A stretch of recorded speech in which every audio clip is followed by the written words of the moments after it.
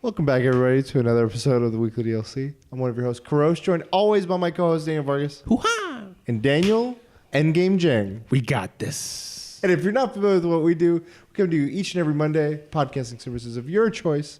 We sit around a table, we have some fun, we talk some nerdy stuff, everything ranging from games to shows to Westeros to Astaroth to everything in between. Boldly going where no podcast has gone before, as some might say.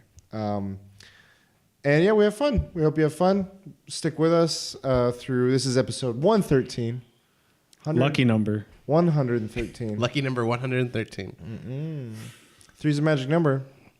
And three's in the set. Stranger Things season 3. 111. It all comes together. Borderlands 3. Yay. September. It all comes Game of comes Thrones together. season 3.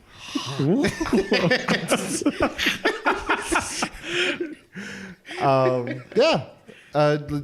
So last week we changed it because of the spoiler cast. Let's just dive right into the topic. Yeah, let's just. I want to start with a fight, so let's just get into it. There's been a recent.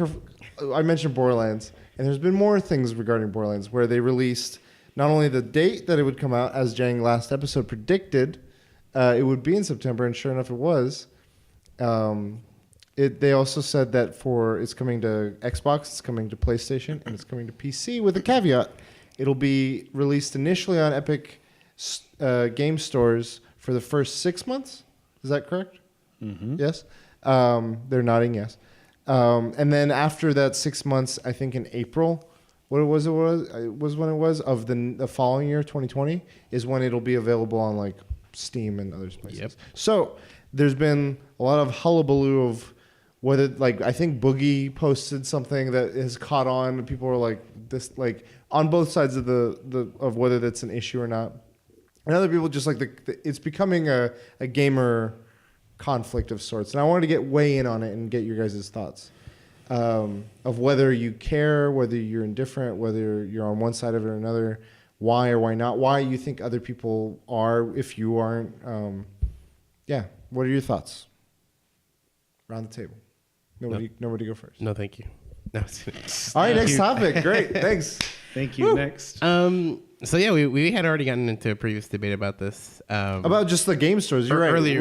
I meant earlier today before we started the podcast, and this is what brought you to bring this back up again.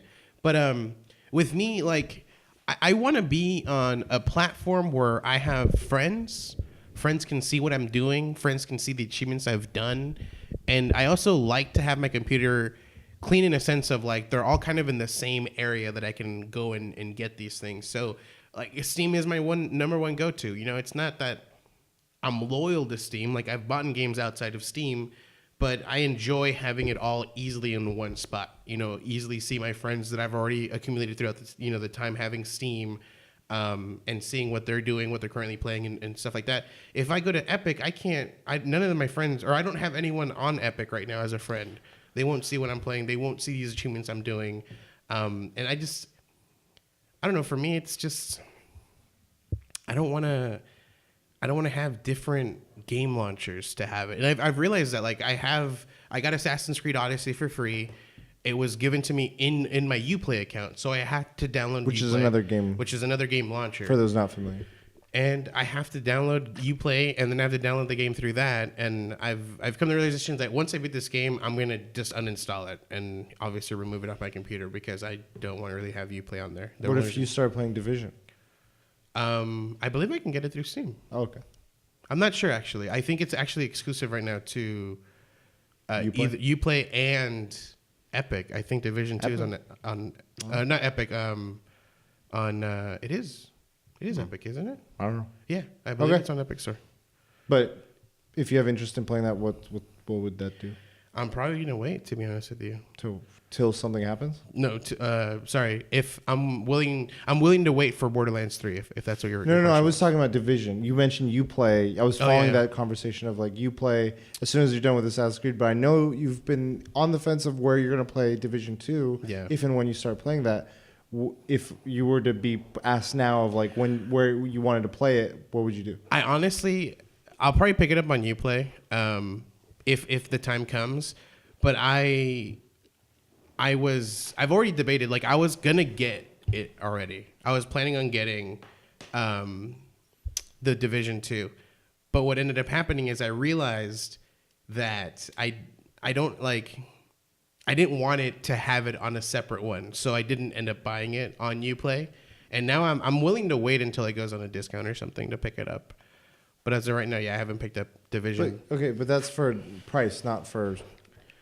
Right. Well, the reason the reason I haven't picked it up yet at all, I actually had planned on picking it up, is because it's on a different launcher. Okay.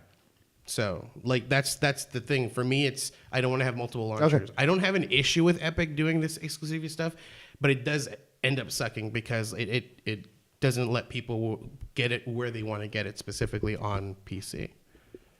Jay, I don't have a problem with different launchers as long as it doesn't go over 10 launchers. And I don't think there are 10 launchers yet. It's getting there though. It could get there, but as of now, like, I think also the reason is I'm not really interested in Borderlands 3, but let's say it was Monster Hunter World 2. Yeah, let's say it's something you're interested in. I'm okay. I'm okay to wait. You would wait. I would wait for whatever one I want. I feel like there's a game that could get you. The thing is, I'm trying to think of one. Like, what if it was Fortnite? Bloodborne 2? What if it was Fortnite 2 or Borderlands 2?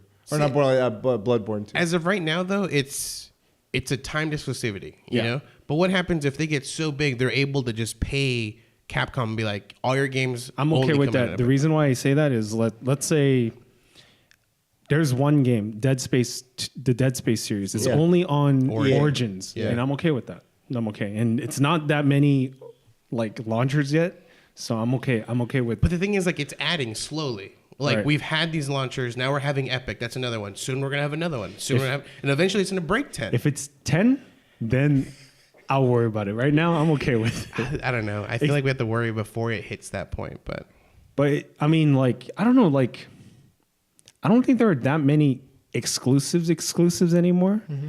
Like, that kind of was like, I don't know. I think back to Resident Evil 4 when it was a GameCube exclusive, and then money talks, and then they just opened it up. I feel like exclusivity might not happen, but certain ones will never happen. Nintendo, Last of Us, Naughty Dog. Nintendo and Naughty Dog, they will never happen. But you still have your favorites. Like, if you have a game on PS4 and then you realize it's on Switch, you're like, portability, you know, like, and you pick it up again on Switch, you know? Yeah. Like, but that doesn't, it's just, for me, it's not the same, at least with PC. Like, I still own it on a PC. I just want it to be on one launcher because that one launcher does it really well. You know, it's got achievements, it's got all that, and that's what I really enjoy. Like, it makes me enjoy a game much more. Like, if I were to pick up Borderlands 3 on Epic, I won't have those achievements. I won't, you know, I'll be certain things and they won't show up. But when it comes out on Steam will have these achievements, and when I do those events, I'll get a badge for it. You know, it shows up that I eventually did that. This is like a whole nother topic, but I feel like PC achievements are shit to me. I could give a shit about PC. Even if it's the same achievement, I feel like it's like it doesn't have that oomph, you know, to it. Yeah, I agree. Because it could be like altered, like because there's no. I think like it's just like with the way I see it. I mean, even Xbox, I don't care because it's points. I think there's something about the aesthetic or the way PlayStation presents a trophy. It's a trophy. You're like. You associate that with an accomplishment. When I get points for something, the gamer score, I don't feel for the gamer score, or when I get something in Steam, I know it's an achievement, and I know that that's still garnered in the same level. But like seeing a platinum or seeing a gold or silver, like those feel more like comprehensible to me. And like compare trophies, like I don't know how to do it on Steam. I think the second for me, again, this is a tangent, as you said, which is fine. The second to me would be Nintendo. Honestly, like when I see 100% on a Nintendo game, that I think holds, in my opinion, and it's just an opinion, holds more weight to me than if I see someone with a really high percentage of achievements on a Steam or on a gamer I've score. completely missed this, but this is something that Switch has. It has percentage completion. Certain no, games. just like a game, like Super Mario World, Yeah, like or like if I were to see Breath of the Wild, like Breath of the Wild, even if I see someone showing me 900 core exceeds, all these things done, that to me, like they still somehow carry that. It looks like a prestigious thing. Yeah. And I think that whether they meant to or not can skew perspectives. But it's not. I'm not saying everyone thinks that way, because I know people that, like, in addition to yourself, Steam is where they like to gather their all their achievements and whatever. So, I don't know. To me, I mean, you've mentioned you got like your BattleNet, you got your Origin. Why hasn't this been an issue yet? Like, why is it now that it's an issue? Not just you, but for others as well. Like, why are people stopping here when they've already got 4 or 5? That's a really good question. And thinking about it now, I think it's because most of the launchers, it is the publisher or like the person that created this game. It's their launcher. Like Blizzard, they have all their Blizzard games. We got World of Warcraft on there. Destiny was something that got picked up with them. Like it was, but they're not. Activision got picked up, or Blizzard and Activision are. It sort of like happened, but through absorption, not through like. Yeah, Then that's one of the bigger ones, which wasn't like really talked about. But like again, like Origins, it's EA's thing, and so all their EA games are on there. Uplay, that's EA or not EA, that's Ubisoft. Yeah, that's all their games on there.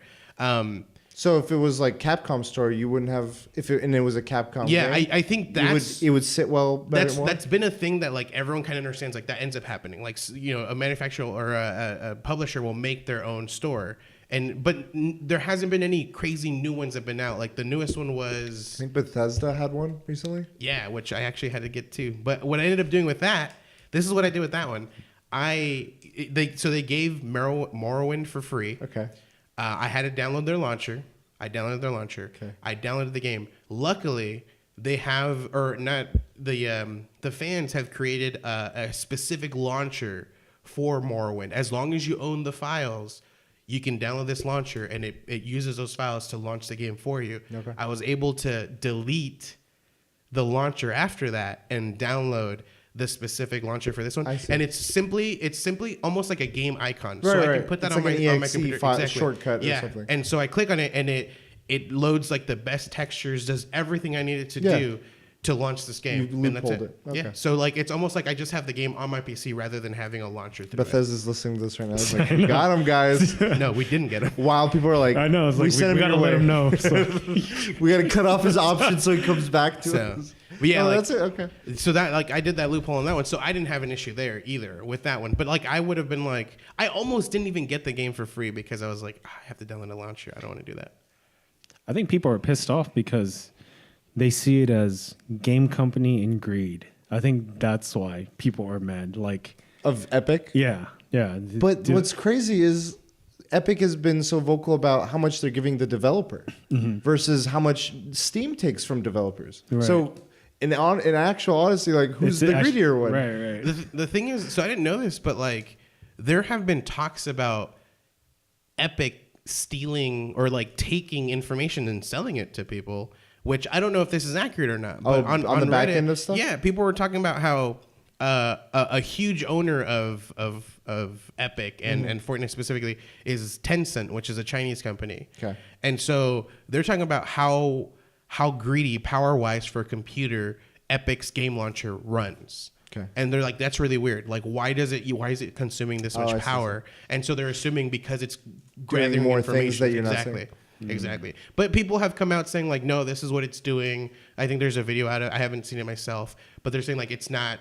It's just a crazy, ridiculous coded program that isn't running really well. But okay, we've talked about. I mean that's a valid point. I think that I don't know a lot of what on the back end. I think a lot of people could say because it's a newer platform, there's more unknowns with it as well, which is a risk. Mm-hmm. But something I do know about, and this is something maybe worth discussing, is the whole review side of in Steam you can do within the communities, which is a part of that built-up community feature. And a lot of people can just like target things, like anonymous people will be like, "Hey, we want to target something," and shit on it, and that can. Like why? Like out of nowhere, like no rhyme or reason. There's no way to. Which is happening to Borderlands 3 right now on Steam. Borderlands 2.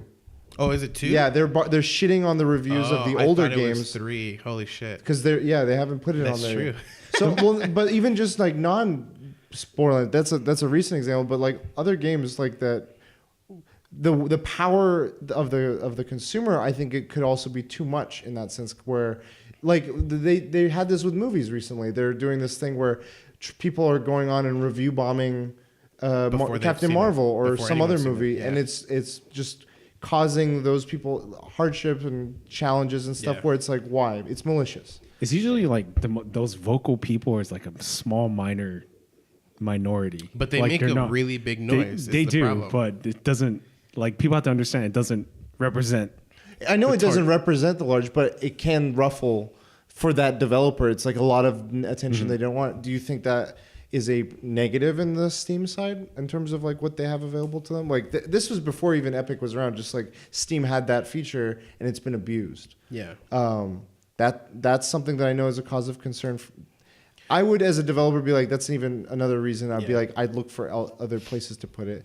Well, the thing is, like, Epic is new, so it doesn't have as many features, obviously, as a lot of these. Like, achievements, I think that's something Epic will eventually add on. Sure. Like, that's something that's just bound to happen. Same thing with reviews. Like, that's just something that's going to happen eventually. But right now, they're setting up a store, and it's, fresh, and they're trying to set things up. So that's bound to happen. So I don't think, like, that difference is going to change. Like, that similarity will be there eventually.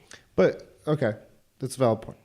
Another thing I wanted to talk about was, again, this thought of like, why now? Why this being the issue with, why is the stand drawn here? When I look at other behaviors that we have, just as just everybody, how many different like ways of streaming services do people have? Like, how many people have multiple ways of watching TV? I wonder what the demographics are of like, hey, I just have Netflix. That's all I have. I'm sure people have like, well, I got my HBO for Game of Thrones. I got my Netflix for most things. I might have like Hulu or a YouTube. And like that same issue happens where it's like, how many launchers, like instead of launchers for games, how many places do I have for watching shows? And like, where do people draw the line in general with like having multiple services available to them? So I think I've drawn this line subconsciously. When it came to multiple social media accounts, when it came to having MySpace and Facebook, I was a super, super late adopter of Facebook. I wanted to use MySpace. I had MySpace for the longest time. I'm like, it's been working fucking perfectly fine. I don't fucking need to play Facebook. Mafia Wars. Yeah, and I was out of the Facebook thing for like a year, maybe almost 2 years before I eventually made an account. And now it's just Facebook. I don't even MySpace. What the hell is that? Like some people haven't even heard about it anymore. When it comes to audio streaming, I had Pandora. Pandora was what I was using. For I was music, like, yeah. This is fantastic. It helps me discover music. Like this is what I want. You had that. I never even like looked at Spotify, and so like I felt like out of nowhere Spotify was just like boom, we're here, and I was like, when the fuck did they get here? Like they were ahead There's of the still game. iTunes, like in their own. Yeah. I mean, iTunes was one of the first ones, but they're still in the picture as well. Yeah, exactly. Like, because when most people talk about charts, they talk about for some reason the iTunes at chart for music, which is funny to me. But I never use iTunes as like on my computer specifically. I don't even use that. Like I have Spotify now. Like I've reverted to the new one. But like I did get rid of the old for me. I don't use Pandora anymore either. I use just Spotify now. When it came to video streaming, I haven't even adopted Hulu, which at this point it how might many be. other things do you have? Is what I'm I only have Netflix. That's my one. Obviously, I mean, have. what about for I your have, anime? I have HBO. For your HBO, I have Crunchyroll. Okay, yeah, I'm just saying it adds up. Like you don't think about But it. it's. I guess I see it in my head. I see it categorized. Like if I want my movies, Netflix. If you want your RPGs, you have BattleNet. If you want your shooters, you have I mean, it almost seems that way, yeah. You could. If you want your Ubisoft games, they're here. If you want, but I guess I just don't see it that way for which is fascinating because I don't think other people do as well. And I'm like, what is that? Where do you guys like? Do you guys think?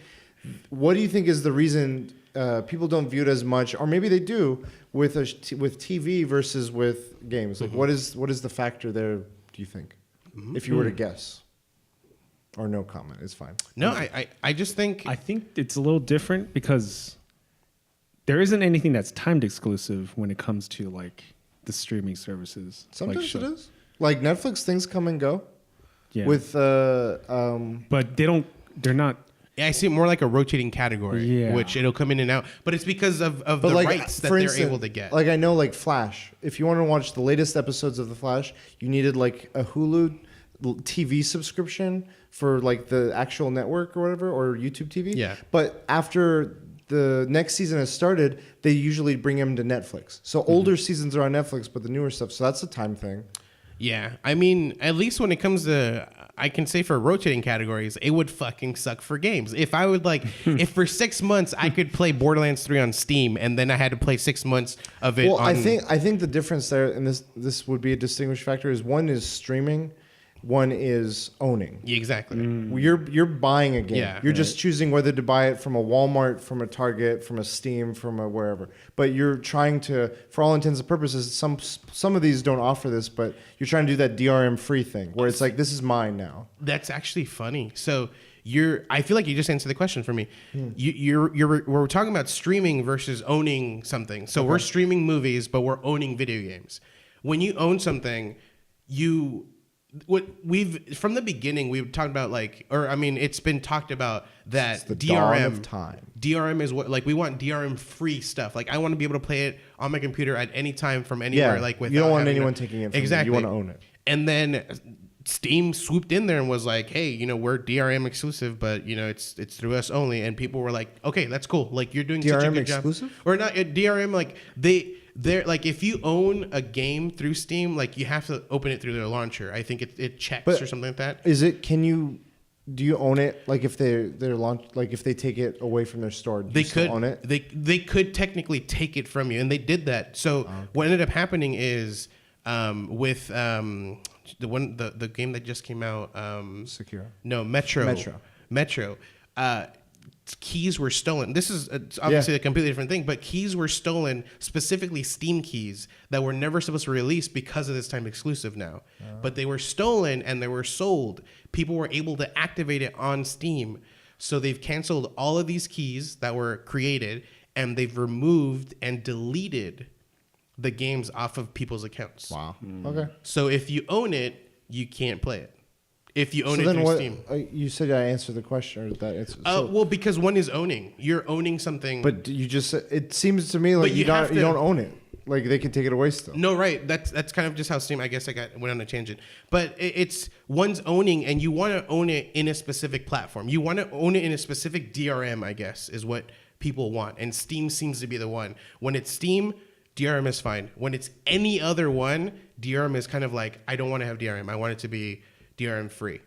It's just Steam. I has still don't changed the get game. why I would want DRM at all. Right. I mean, Steam has just changed the game. Steam has made it seem like they're almost DRM free, which they're not, because they could technically at any moment. Because they took off. I feel like if it, maybe this is I'm misinterpreting. If Steam has it where They are DRM. they can take it, they are DRM and they can take it away, Yes. something that you purchase. Correct. Then there's no competition. Then there's no one challenging that. Right. So with competition, and I'm not saying just because another platform is up, it does have DRM or does have DRM free. Right. But if they offer that, then it pushes them. It's like, well, now this competitor is offering something that should, like, it's like cross-platform with Xbox and Nintendo. They're like, we're all offering Fortnite. You can play it with everyone except for PlayStation. PlayStation's being a dick, and like this could. But same thing with Sony. Like, Steam has put their roots into this whole entire idea, and those roots had spread. Like, it's deep in there. It's rooted, and people are kind of like saying it's okay now. It's fine. When it comes to Steam, DRM is perfectly fine. When it comes to anything else, it's more of a sketchy thing. And same thing with PlayStation. PlayStation got But it wasn't fine for huge, PlayStation. It got a huge flack, but people aren't like, it didn't stop sales. They changed it. Because of Fortnite, they changed it. But So I it did feel, stop. at least with that, I think it was going to be something eventually was going to happen. Like, regardless of whether we talked about it, I think that We don't know. that. I think it happened quicker than they wanted it to, because it's only happened with that. And we've already talked about, or we've mentioned that War Thunder, or what's the Switch? War Free? No. Or Groove. Yeah, War Groove. Yeah. They talked about, like, hey, we wanted this to be cross, and PlayStation isn't playing nice. So PlayStation still has that issue. I just think with Fortnite had leverage. They had the leverage, but yeah, so they only switched it for Fortnite. And a few other ones too. I think Final Fantasy's had it. Yeah, Final Fantasy. But not every game has it. But it's because people have challenged it. And I'm saying that, like, that is good. Yeah. Challenging Consumer is good. wins. But the thing is, Steam just has it rooted more than what we like to think. And so when it comes to Steam, when people think about Steam, they think it's fine for DRM. But when it comes to something else, that's where it gets a little finicky. You're like, you know what? I don't want DRM. Not realizing Steam is DRM itself. Because Steam has allowed it to be so open. Like, they're very open about it, and people have accepted it. Like, they haven't taken advantage of their power. Okay, I think there's a difference between accepting and not having a choice. Like, if I'm rooted in Steam and that's where I do everything, then I don't have any other alternative other than Steam. But there is a choice. You can go with like GOG, I believe. Well, because now that's what I'm saying. They're challenging it, but so I GOG, think that's good. But you're saying it's skip. No, like, it doesn't. It's still no. They're still technically in challenge because GOG only sells old games. I don't think they sell anything new without DRM free. So then there's no choice. As of right now, yeah, you're right. Steam or Valve has taken, but I mean, I still like. People have become okay with it without having. But there's choice. a difference between accepting and tolerating. But there hasn't been many complaints anymore. There used to be a huge thing about it. Okay. It's not there. So I don't think it's went from tolerance to acceptance. How do you know that? I'm saying. It's just what it feels like. Okay. I'm not saying it is. I'm saying that's what I assume it is. Okay. It's gone from tolerance to acceptance, and so Valve has that. I don't agree with you. No one else has it. Okay. I'm gonna pick up Borderlands for the PS4 if I do pick it up. Okay. If I do pick it up.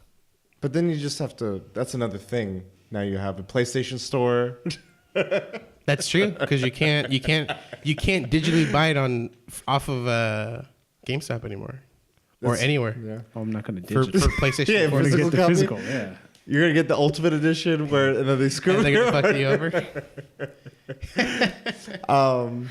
Yeah, I mean, okay. Going outside of just the last thing I want to bring up is Stop fighting me. It's a fighting. I'm not. Borderlands is a fighting game. Yes. Yes. I'm accepting, not tolerating.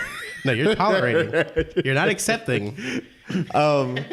What's it called? So this is all digital. We're talking about. What about the last thing I want to say is like why there's certain levels of this where in a physical space we're okay with. Like we're okay with exclusives to a platform, but we're not okay with like. What do you think is the reason there? Like it's just something we've grown used to. Like it's another thing. Like it's just that's how things worked, and we're just still with. And I don't know.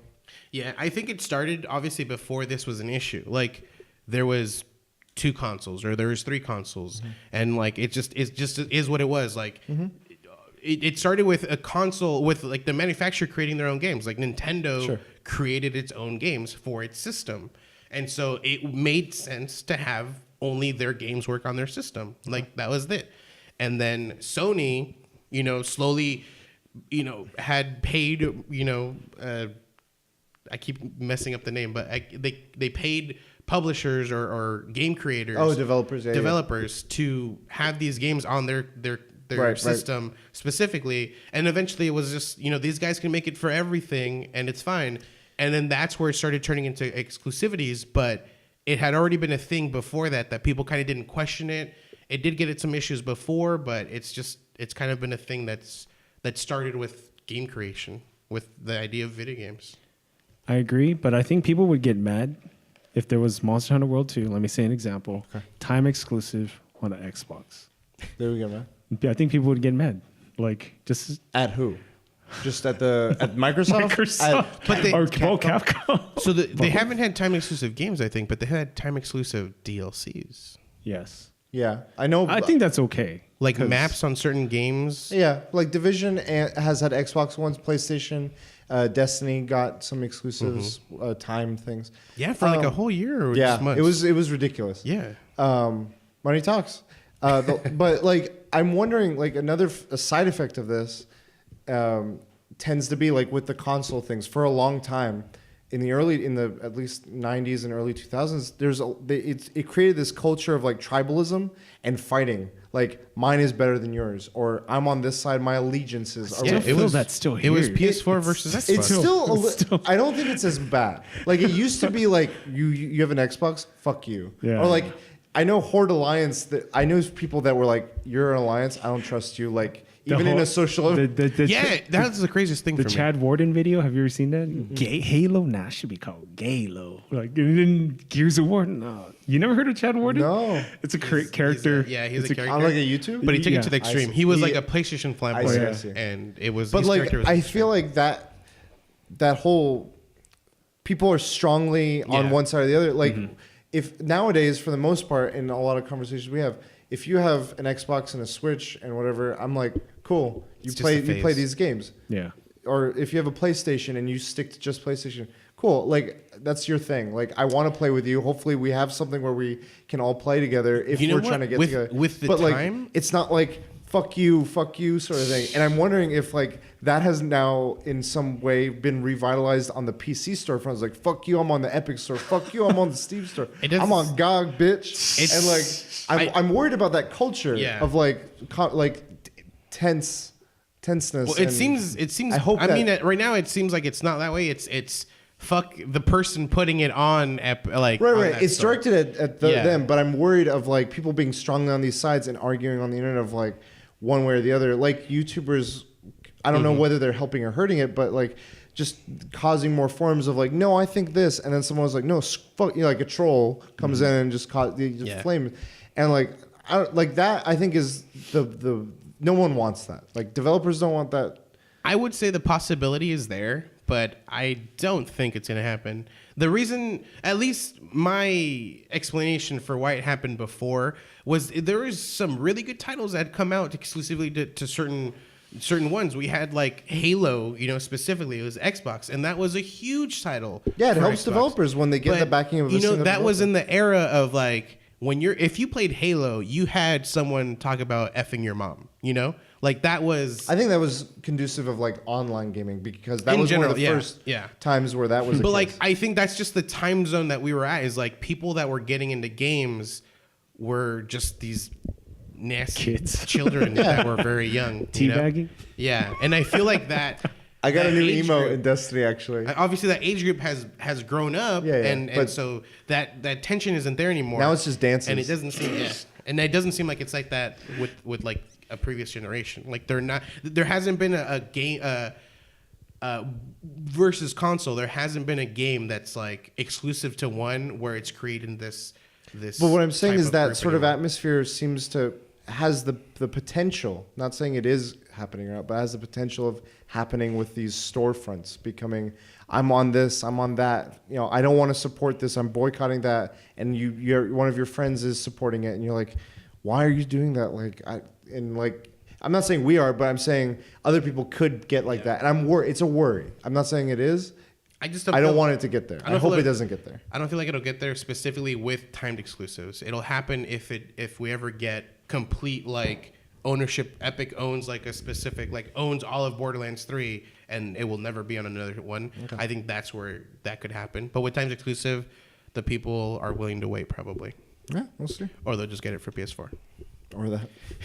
Wait for the Switch version. All right, that was interesting, fun topic. One final question. What system are you guys going to get it for? Or, yeah. Do you want to go? You go. Because I don't know. Are you playing it? I don't know. You said if you If play I it. do PS4. If. I think I'm gonna go PC. It's timed. Are you waiting? Yeah. I'm gonna get Epic. Okay. If I have nothing else, I'm like balls deep in Destiny still somehow. Epic failure. See, this is that culture. This is the culture, Beginning bro. of the war. No, you're over here like Godzilla. Let them fight. Long live the king. Yeah, I mean, depending on what else I'm playing, if I'm not busy with anything too much, I want to play it when it comes out. So it doesn't matter to me. I already have the store on my thing. I haven't bought anything on it, but Have you gotten the free games? I got Fortnite, Wit- thinking I would play it. The Witness is free. Oh yeah, Yep. I highly recommend it, by the way. I want to play that on PlayStation. Transistor will be free, or is Transistor's going to be free, or will be free? I think or- so. Yeah. That studio Supergiant, they're on there. Yeah, that Hades game, I want to play that. I'm not gonna lie to you. So the Witness is out on Epic, and I highly recommend it to people that have never played it. But I enjoyed it more because of trophies on PS4. Yeah, Trophies. They have that magic. I plan to. Drink.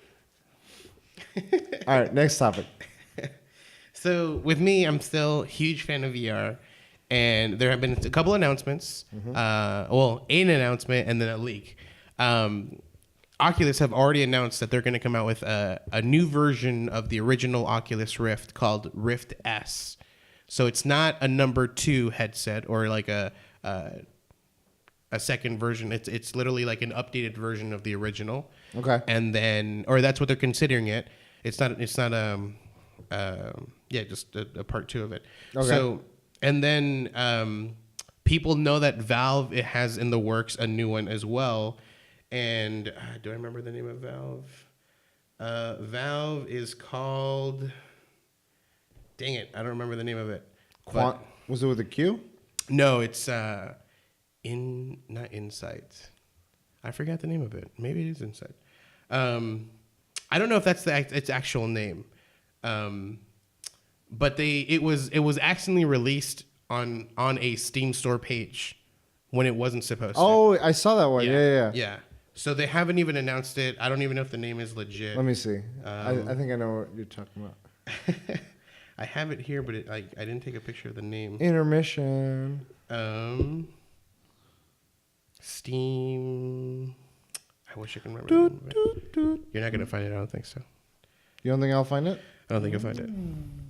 3, Hit or miss. Index. 2. Yes, Index. Got him. That's why I don't think that's a legit name. I think that was just like a kind of a placeholder or whatever. You mean like they had their Steam link? That wasn't. Hey, actually, you're right. Who knows?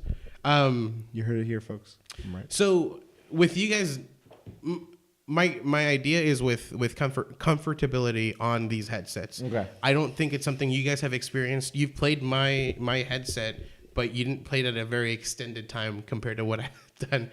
And then I don't think I played some demos, and then I recently got a Google Yeah. VR headset. Yeah. I've tried it out with some stuff. But like what, like 2 hour max Episode time? 69. Let's go. 2 hours max. I don't time, want to probably? use your headset. I mean, what the fuck do you think I put there? I put my head on. Anyways, But I have some thoughts. so I don't think you've used it for an extended amount of time. I mean, yeah. Not for games. So I just. Do you guys have a thought of like what you could possibly, what would make it uncomfortable for having a headset on you for a long amount of time? Like, is there anything you think of like if you put something on like that, if there isn't something holding it like the front, do you feel like the front would be heavy?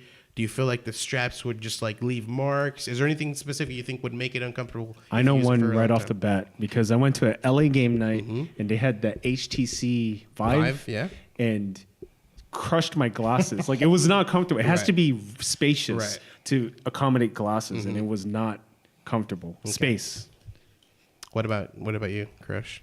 I think iSpace is good. I think the PSVR one I liked the way it had it, where it felt like it was fitted to me, like on the inside of it.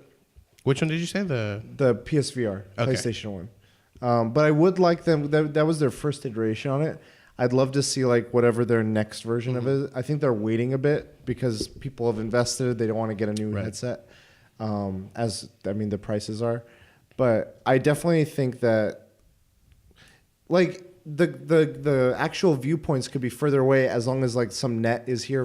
You guys have glasses. I imagine that'd be a factor for people. I can tell you right now. So my understanding is no. So there's different type of displays and. I don't know what the Vive one is called, but the Oculus has what's called infinite display. There's literally a screen 2 inches in front of me, which without glasses, I can see anything 2 inches in front of me. I cannot. That's not 2 inches. I cannot. I guess I know. I'm kidding. But I cannot see clear without glasses in the Oculus Rift. So the reason it does that is I guess it uses like it bounces off of mirrors or some shit, and it makes it seem like the distance is much further out, and even your eyes are deceived by it. So when I don't have my glasses on, it looks like I'm looking at further, and so everything's blurry if I look at it. I have to use glasses with my device. Be cool. This would take some crazy technology, I think. What would be cool is in order to require, because people you can't control whether people need glasses or not. Like everyone's vision is different. But if your headset could adjust to a different, like if you knew or whoever knew what their eyesight was, like whatever, if it could adjust to that, like the things in a lens craft or whatever. Yeah. So that for you have the settings such that it works for you without glasses. But then when I put it on, I'd be like, whoa, I need to adjust this to my vision. It could have like a test where it shows the E. When it's clear, press the button. Yeah. And then it calibrates. I don't know if I don't know if that's something, because it has to be the lens itself that has that. I don't think the screen is an. Well, I'm saying like if it could do some sort of optical stabilization or something software wise, it would like it's not easy. I'm not saying that like in order to do it software wise, you can do that though. Like you can make a resolution of something. Yeah, I don't. So at least right now, it doesn't seem like it's a software thing, but people are. There's like a certain size frame you can get. Like people like show like online like, hey, get these size frames, and you can tell like an optometrist like, can I get lenses that fit these frames with my prescription, and you can fit them perfectly like in an Oculus Rift, and then you can have those permanently on there and do that. But that's obviously that's money wise, because you're paying for little lenses, which is like a full price of the glasses. I think like if I'm shooting out in the dark, that would be a cool feature. Yeah, adjust to each person's different vision. So that way, if like my dad wants to use it, he's like, I can't see anything. Yeah. I can just be like, adjust it, calibrate, boom, you're set. So yeah, that's something that hasn't been sought into yet, I think, and obviously money is involved when it comes to doing these things, which R&D. And those are things that are cutting out. So specifically, the Oculus Rift now has what's called an IDP display, like it's the distance of your eyes essentially, and everyone has different distances in eyes. Right. So you want this screen to perfectly match where you're looking ahead.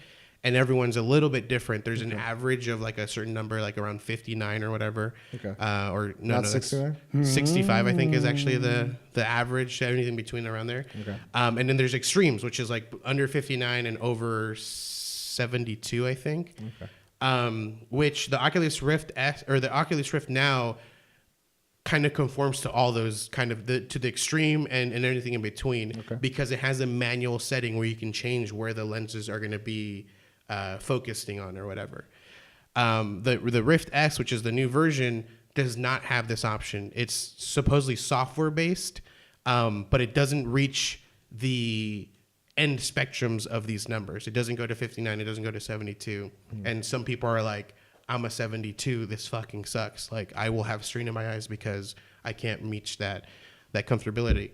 But there's also like when it came to the original ones, Vive was very front heavy set, and they didn't have a good job of like of holding that heaviness in front, so it would weigh down. It would you would have marks. The Rift did a much better job of that.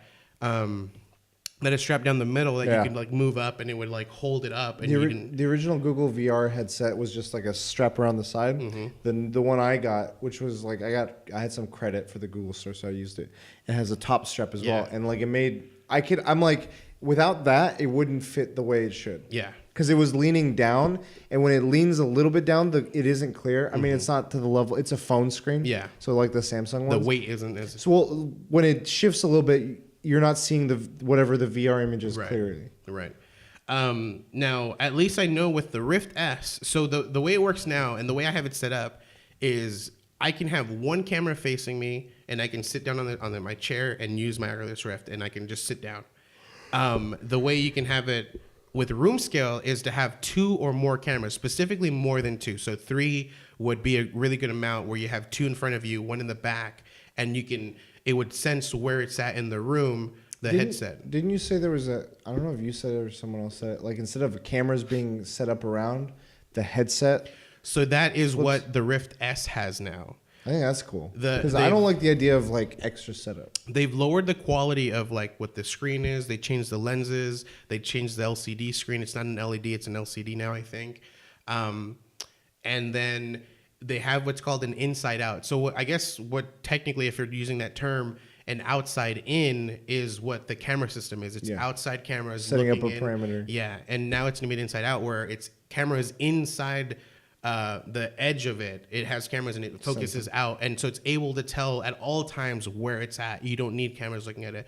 So when you buy this system, you only need to buy the headset, which is $400. I think, like, to me, VR hasn't been appealing until it becomes It offers the portability of like what the phone VRs have. And that's another But one. I want the quality of the Right. Like when it reaches that technology, Nintendo's gonna jump in with that And- Labo VR. And Rift has, or Oculus specifically has created a completely wireless headset, but it has to be charged, has a 2-hour battery time, like 2 to almost barely 3 hours. Okay, I haven't used VR enough to know how long of a session I would use It's it not for. enough, man. I mean, once you hop in, it's not gonna be enough time. But they have really good games running on it. And it's supposed to work like a phone. Like you don't need a phone, but it's that Pokemon it's like, Go VR. It's almost like a phone's already integrated within that Right. that Quest. Is Yeah, what it's called. just the headset. Yeah, you and don't it's just the headset, put yeah. something. So they have. I think we talked about last time. They have Beat Saber. Yeah, Beat Saber. You said it. Working. So it's- Switch. Hey, he was Beat Sabering it up last night. Anyways, and then the thing is, we don't know anything about the Vive one specifically. The Vive one, it had specs, but we don't know whether it's going to Has be it shown any demo or anything? Yeah, we don't know whether it's going to need extra cameras or not. So Okay. as of right now, like I'm leaning on the Rift S, but I still might pick it up because I've already owned something. Yeah. I've already picked up the cameras to have. There hasn't that. been like the Beat Saber seems cool. A couple of these others seem cool. There hasn't been enough. Like if there was like something on the level of like a Breath of the Wild or There- a Last of- KOTOR or VR. yeah, or a KOTOR or like something like on that There- level where I'm like I could get into this. There are games with that idea in mind, but execution with graphic wise isn't there because it's small time creators. Yeah, I feel like everything So- thus far is great and it's cool and I want to see them grow, but I don't want to be a tester. Well, they have. I don't know what the name of it is. Like it seems to me like I don't know how to put this. I don't mean it as a knock, but it seems a lot of these are like it's like early access, not for the games, but for the VR units. It's like I'm doing not the what it could be, but what these steps are necessary to get to where it should be. I mean, that's what essentially what you are. Like when I bought this headset, I bought it knowing Yeah. I am someone who is paying way more money than I need to. Sure. To be introduced to something way sooner than it needs to Right. be. It's like an enthusiast thing. It's Yeah. like you want to play with this Exactly. technology. You want to see it for yourself. And I understand that. I'm okay with this is one area where I'm like, I can wait. Okay. But I am interested. I think it is cool. Like I've seen it work and I'm like, it's not a novelty. Like Yeah. there's cool potential here. The And Rift the S, gameplay is there. If you're interested and you're obviously a $400 price point is fine with you, the Rift S looks fantastic. It is. If they get that to It's like just a unit that 150, you plug in. like something like that, and this is probably like 3 years from now, 2 years from Because now. that Quest, that one that's also a phone, that's $400 also. I know. So that price for a wireless one is 100, 150, I'll get one. Switch Labo. that's I think the Same price, PlayStation- 100, 150. I think the PlayStation VR will get there before anything else. If it's It's been tethered though, lowering. it's tethered though. It I don't is like tethered. that. Well, If, I'm telling you, if man, that you're waiting a long time for a non-tethered. I don't think well, it's that long. Technology is Quest, it crazy, exponentially dude. gets faster. Well, the reason why I don't think Quest is there is because again, it's essentially a cell phone that's integrated into the thing. Like if you're looking to get computer graphics, that's not going to happen unless you're tethered. And that's not gonna happen for a long time. Or I don't if know, you want to man. tether I don't yourself think so. to a giant backpack, I'm that's what saying- people have done. Now, but I'm saying like the amount of time it took to get there will get shorter with each iteration. Video game graphics in the 70s to now. Like all the I evidence mean, is there is Just- like technology is keeps just going. crazy. It grows. I don't know, man. I completely get what you guys are saying. It's just it seems. I mean, we're in a simulation, so I don't know why you don't believe. I obviously want this to be a thing. I would love to have just a headset, like in a nothing else, simulation? that I connect to. But I just don't see it happening. I don't know. Within Okay, the next episode 10 113 will 10 be the years, maybe? record for what happens. I don't know. I still think we're over 10 years By away from episode that. 169, we'll have that. Yeah, technology. I believe it. And I can't wait. And obviously I couldn't wait. 'cause No, I yeah, bought into this. it's not like we'd lose anything. Yeah. Like, oh fuck, that Watch game. E3. Google Stadia in VR. Dang. But yeah, the Rift F has removed cameras, so you don't have to worry about that. Cool. It's just the I headset. mean, they're that's making tethered. moves in the direction. I'm like, I want it to continue Yeah. in this direction. They're working on the controllers to make it seem better. I think I think it'd be cool this again, comfort Gloves. gloves. I would just Ready Player One suit with the Ready Player One. Fucking touch. that's what I want. the haptic treadmills. suits. I would say the Vive is closer to perfecting good controllers over Oculus Rift, and But what about the PlayStation? The knobs. the knobs. What are they called? Move? PlayStation Yeah, Move? PlayStation. Well, I mean, that's what it originally was. Now it's just something. But, I mean, that those comes with controllers VR. were the move. I think it's cool though when they make these controllers work with accessories. Where there's like, I know for PlayStation, I'm sure the other ones have it too.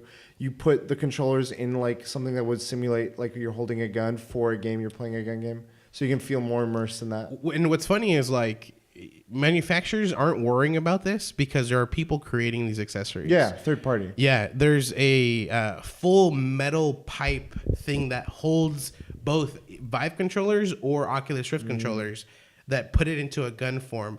And what's so cool about it is they've done it to where it has pivotal areas. So you can pivot it to be a smaller gun, pivot it to be a longer gun, and you buy one of these and it's not cheap. It's like $150 for this thing. I'm trying to think of like VR experiences of existing IP. I could see Jang playing a From Software VR game. Imagine. Blood Level 4. I think the biggest thing right now is people really want like a Star Wars lightsaber type game. You know, like imagine That's like the dream. Imagine like, Beat Saber's close. that arcade. That's why I think Beat Saber has done so well because the fact that it just uses lightsabers And the as, music. as Like you thing. can, I've heard on the PC versions versus the PlayStation VR versions, you can put your own music. Yeah.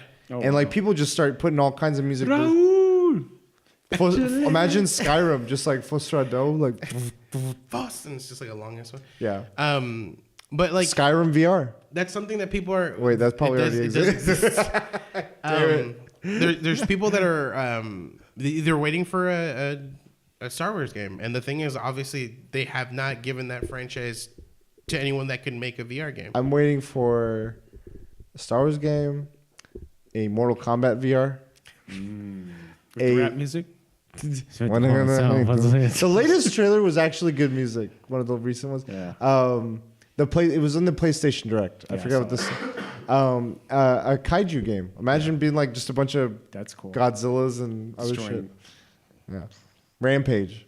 But yeah, you can tell like Okay. the difference between the current Rifts and the ones that are going to come out or headsets in general is they're definitely changing it up, making it way more comfortable. Cool. The fact that you don't have to get all these cameras, like, dude, I have the Rift itself holds like I think 2 wires. You have to have like an HDMI that connects to that. That's where it gets the visuals. Yeah. You plug it into your graphics card, and then it has to have a USB cable, a USB 3, and then each camera has a USB 3 cable. Fuck. So you see all these wires like a hub. just going straight to my machine. I think it's cool though. You're starting to. I've started seeing, at least in some areas in the nearby area, instead of like Howie's or something, you'll see VR Yeah. places. I think that's a cool way to keep it going, get the investment going, I just because think it's a little gross because people sweat in their VRs and stuff. and they clean them. I'm sure you noticed last time. Well, it's like a laser tag. You wear all this stuff that someone's sweated in. GameStop demo station. But it's usually over like clothes that you're gonna That you sweat through? probably. But it's just I guess I don't see it as much as compared to the headset. Sure, I mean there is a concern. I agree. Yeah. I think that if you're okay with it and you're a Jablinski gamer because he's done it in his, I've seen it and I'm like, oh, that's a cool. It's another way of accessing it for someone who may not have the resources or the space for what the what's been available, like the 3-4 camera, 8 USB. Yeah, interesting. Yeah, taking a lot of my USB slots. I literally bought an extra hub? USB hub, which almost broke my PC, but It broke. almost. I plugged it in, and then my PC would not turn on. I unplugged Your it. PC's like, we're in the VR now. I unplugged it, and it still wouldn't turn on. Okay. So I don't know what I did, but it worked, and it's been working since. It's working. Scary thought. Speaking of scary thoughts, let's move on to the final topic. Stranger Things season 4. Oreos. You know what I'm talking about? Oreos? Some guy made the montage with Oreos. But So this past weekend was WonderCon, and I made a video. I didn't because I didn't even go. You were there. You're just in costume. People are gonna believe that's me, dude. It's not me. But we were trying to look for furries the whole time. Yeah. I was like, this is the closest we're going to get. Let's take a photo. That's the only thing. Like every time he asked for a photo, and at first I was like, wait. Why? Oh, he clicked on me. I was like, oh, I know why. Yeah, I asked this person. I was like, can I get a photo? I was like, Jen, get over here. He's like, why? I'm like, he's like, oh, yeah. No, okay, so just Back to your topic. No, just for that photo. Yeah. I did the hover hand because I didn't want to touch him. I saw that. I was like, kind of weird. They'll invite you back over to the room and find out some things, you know. So like the video that I was making is prediction of Game of Thrones winners. So I guess that's my topic. Cause, just the winner, not who's dying. Well, this one is gonna be, I guess, more like who dies, and I want to do predictions for Clegane Bowl. I didn't ask these questions. I only asked for the winners of. Winners of what? The winner of Game of Thrones. Who's gonna sit in the Iron Throne? The winner of the Iron Throne. So I want to do like Clegane Bowl and characters you think that'll survive or die, and at the end, our predictions for the winner. All right. Arya takes the throne. Well, let's start with Clegane. Let's Get ease that up. Clegane Bowl. WrestleMania is right around the corner. Clegane Bowl. WrestleMania's this weekend. So Clegane Bowl, which we thought we were going to see last season.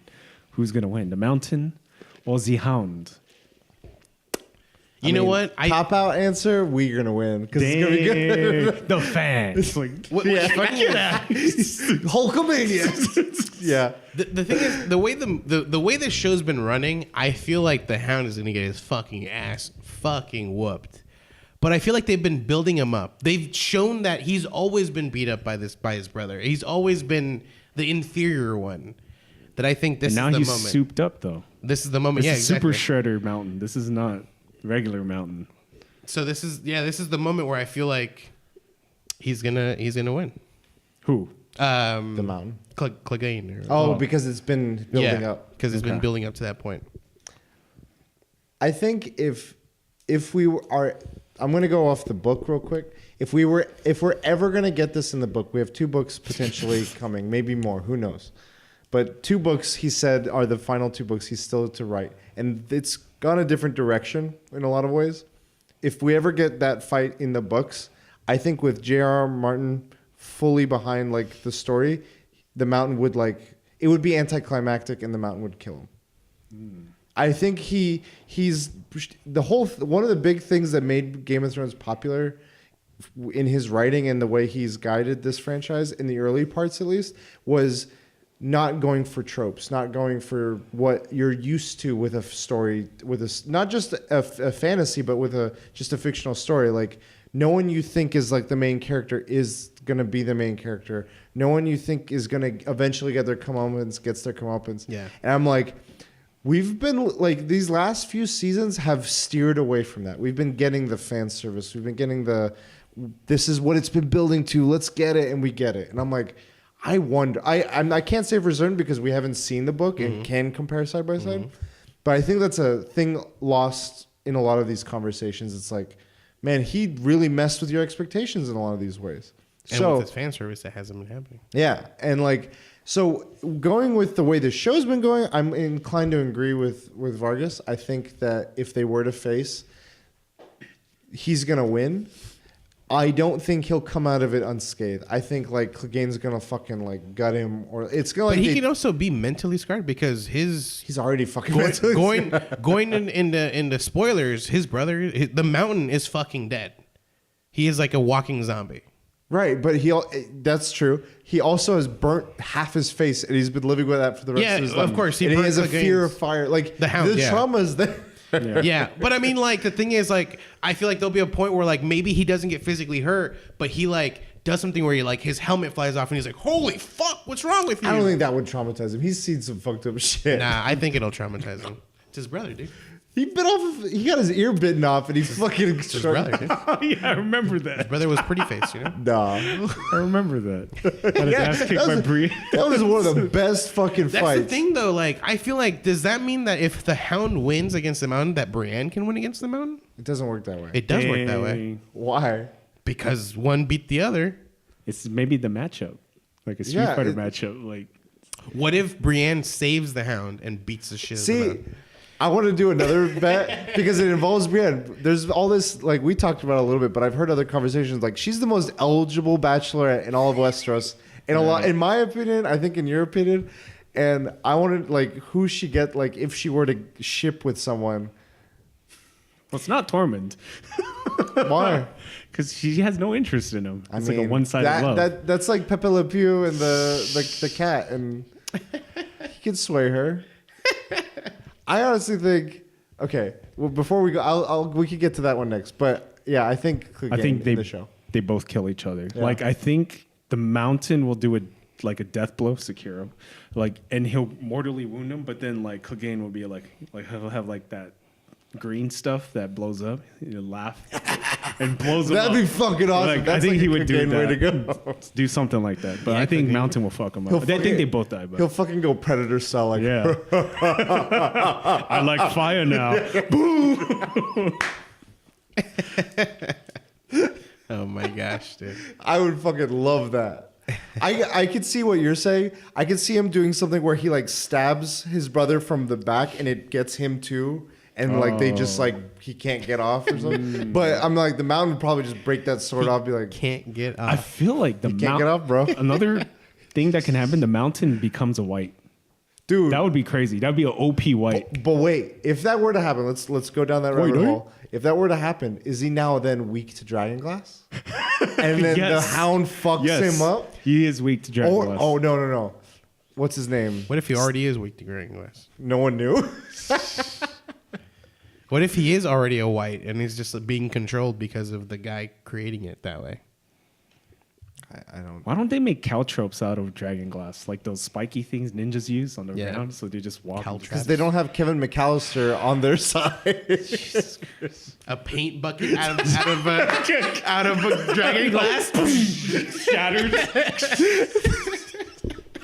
Stark, you see Arya as like Kevin McAllister Oh my gosh. Hell yeah, dude.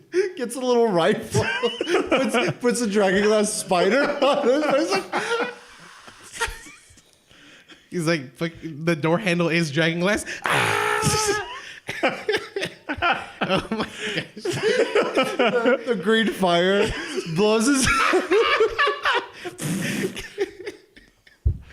Fucking. No, like I want to see this movie.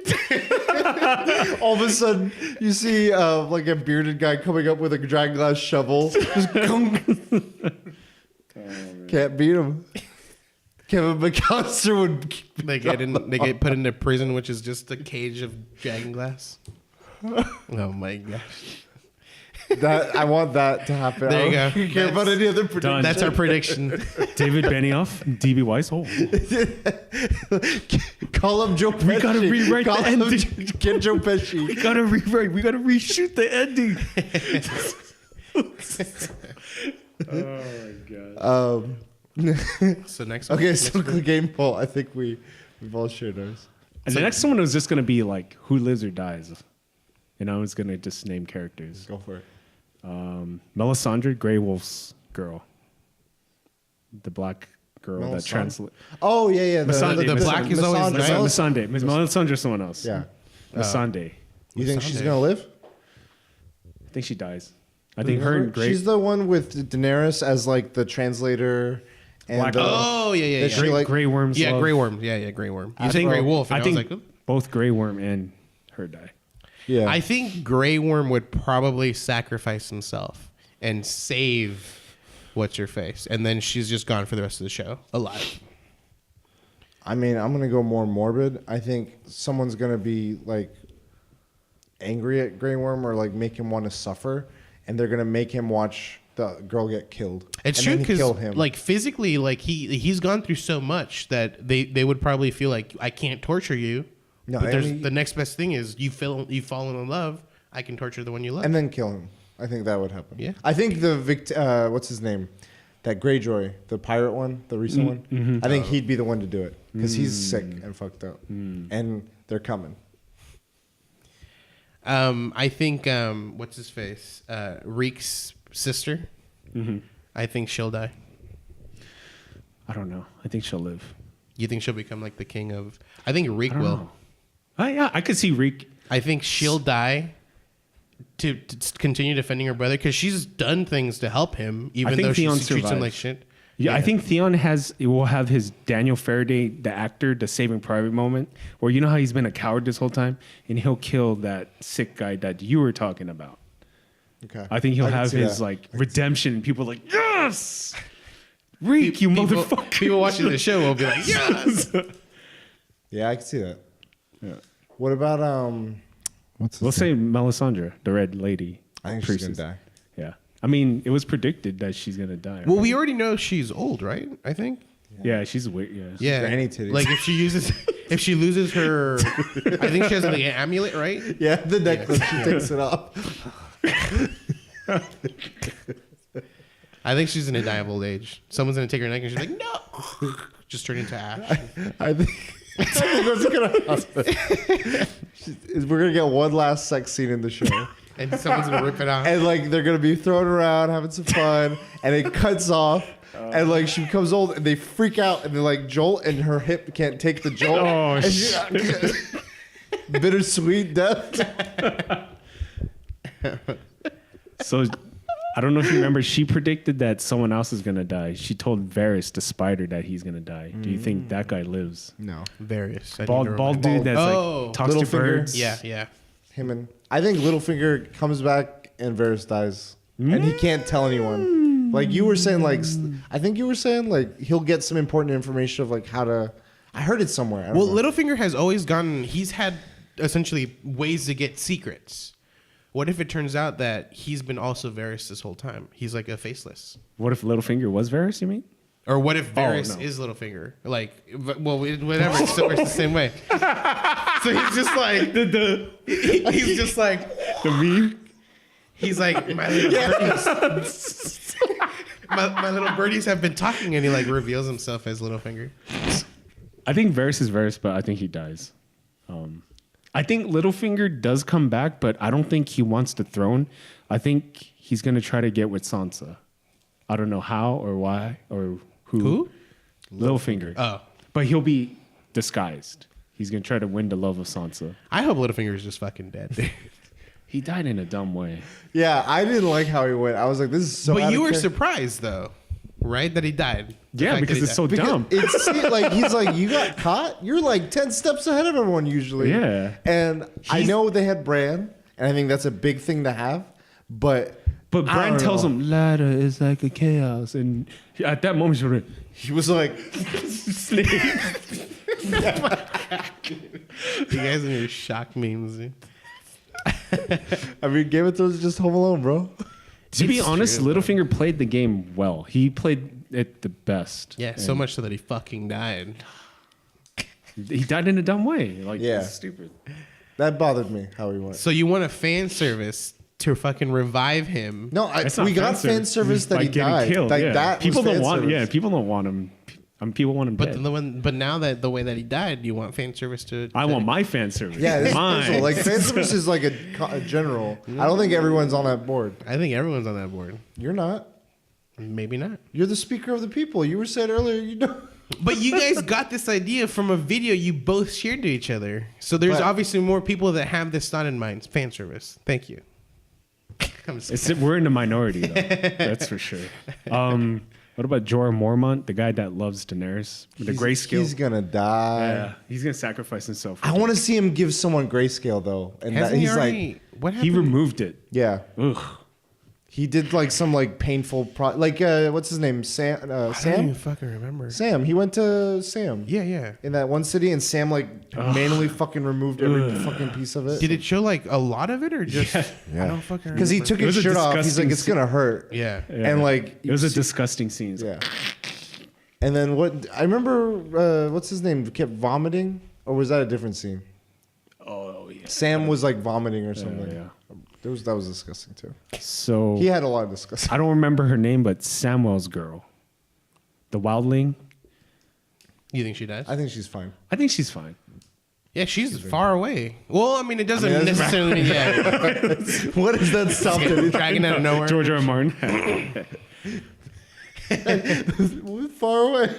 I think Sam dies. I don't think he dies. I think he's the narrator of the story. Yeah, He's I think the it's guy gonna end, and then it's gonna go back to. You think he's the one writing like this whole- He's George R. R. Martin. He's the one leaving like this. The fact that we have this story, it's him like. And then you'll see him put a book in the shelf, and then it'll be like, He's gonna be old. It ends with him reading it to in Princess Bribes. He's reading it to what's his face, the kid. Oh. Yeah. I can The see kid that. is his grown up stuff. My God.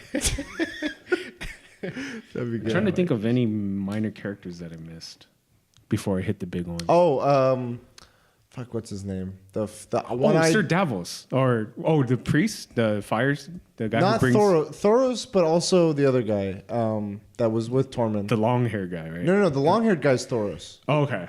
The one he was working with, who's at the wall with Tormund, with the fire sword. He's got the fire sword. Yeah. I forgot his name. Yeah. Patch? Yeah. The one who can't die. He's been revived. Like You think he's gonna die because he can't die? Just kidding.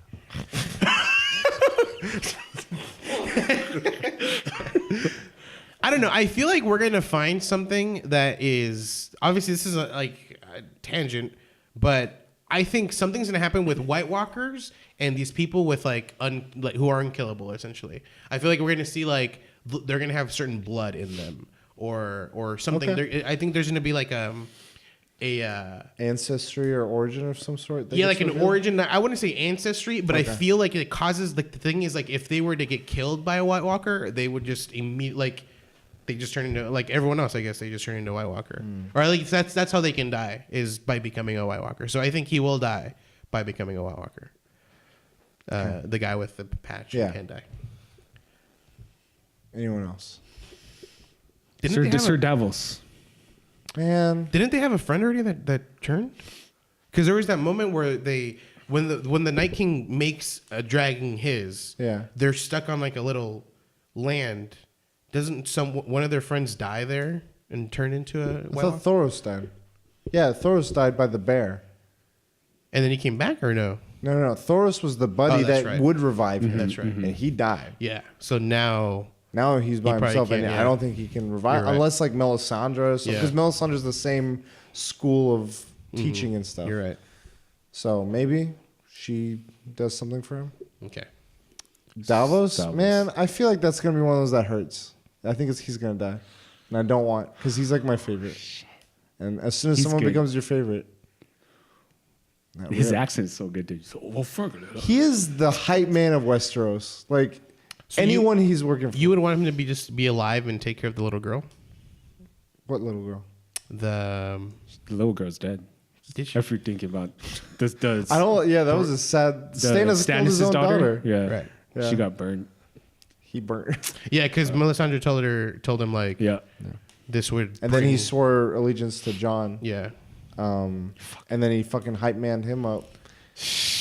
And John's like, lay off a little bit on the hype. Like, I remember now. yeah, he's too good. I think he's gonna die. Fuck. I don't think he's I don't gonna want die. him to. I don't think he's gonna No? die, but you never know. Fan favorites. Obviously, they can't kill everyone off. Like I don't They think. can't. I don't think they will. The two guys are like, It's. I'm pretty sure it's Red Wedding times 10. Like, there's gonna be way more deaths, and there's gonna be characters you love. Well, when I think of Red Wedding, I think of like obviously betrayal. So I would think of a scene where everyone's somewhere and everyone's like, "We're perfectly safe here," and then someone's like, "Sucka," and then yeah, Night King, sucker. Yeah. well, someone within their ranks already. Where Night King's not going to be within their. They're beyond that now. Like, I don't think there's any more in rank political. Like, it's now at this grand stage of like all of what Game of Thrones has been, which is all this politics, all this like strategy, allegiances. fucking door. I think we're at this point where some people are realizing, a lot more people have realized that there's a bigger thing. Some people are still like Cersei, are still like, no, it's about the kingdom. Yeah. And I got the kingdom. That's all that matters. And like, it's gonna take a little shock for them to like realize that something big is happening. What if they have like a weird thing where it's like Cersei takes the throne, like legit, like has everyone's like, no, we understand it's yours. Like okay. everyone accepts it, and then the Night King just comes in and swoops in and fucking kills I her. mean, that's part of my Yeah. prediction. Do we see Benjen return? Uncle Benjen?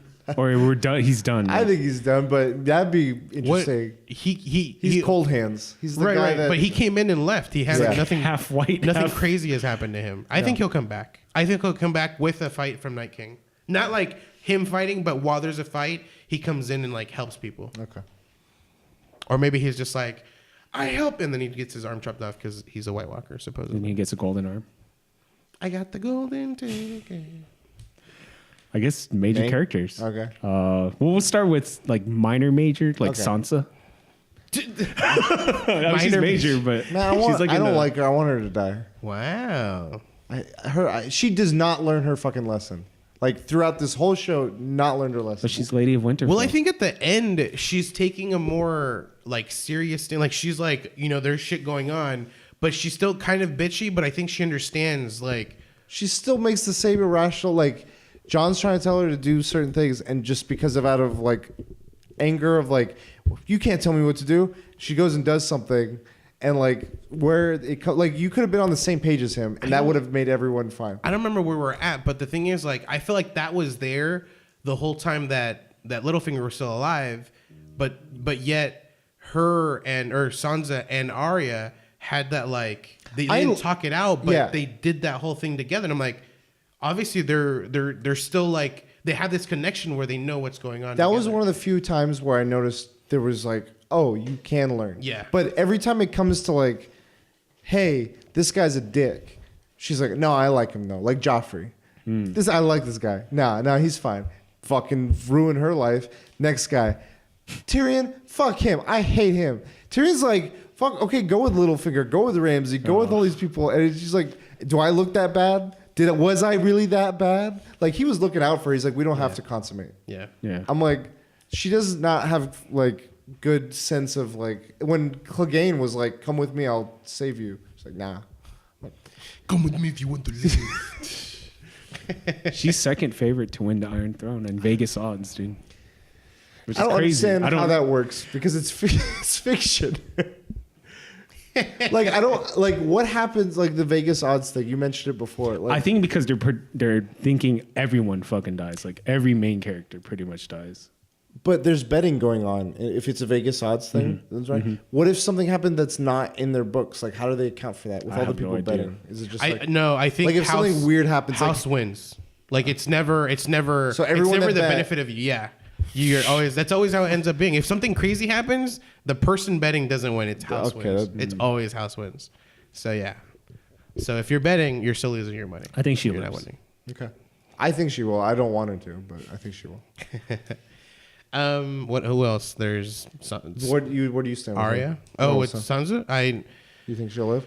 I jokingly told him I think she's gonna die, but I don't think she's gonna die. I think she will be one of a few people that will live within the Stark house. Let me go back to a minor character, Tormund.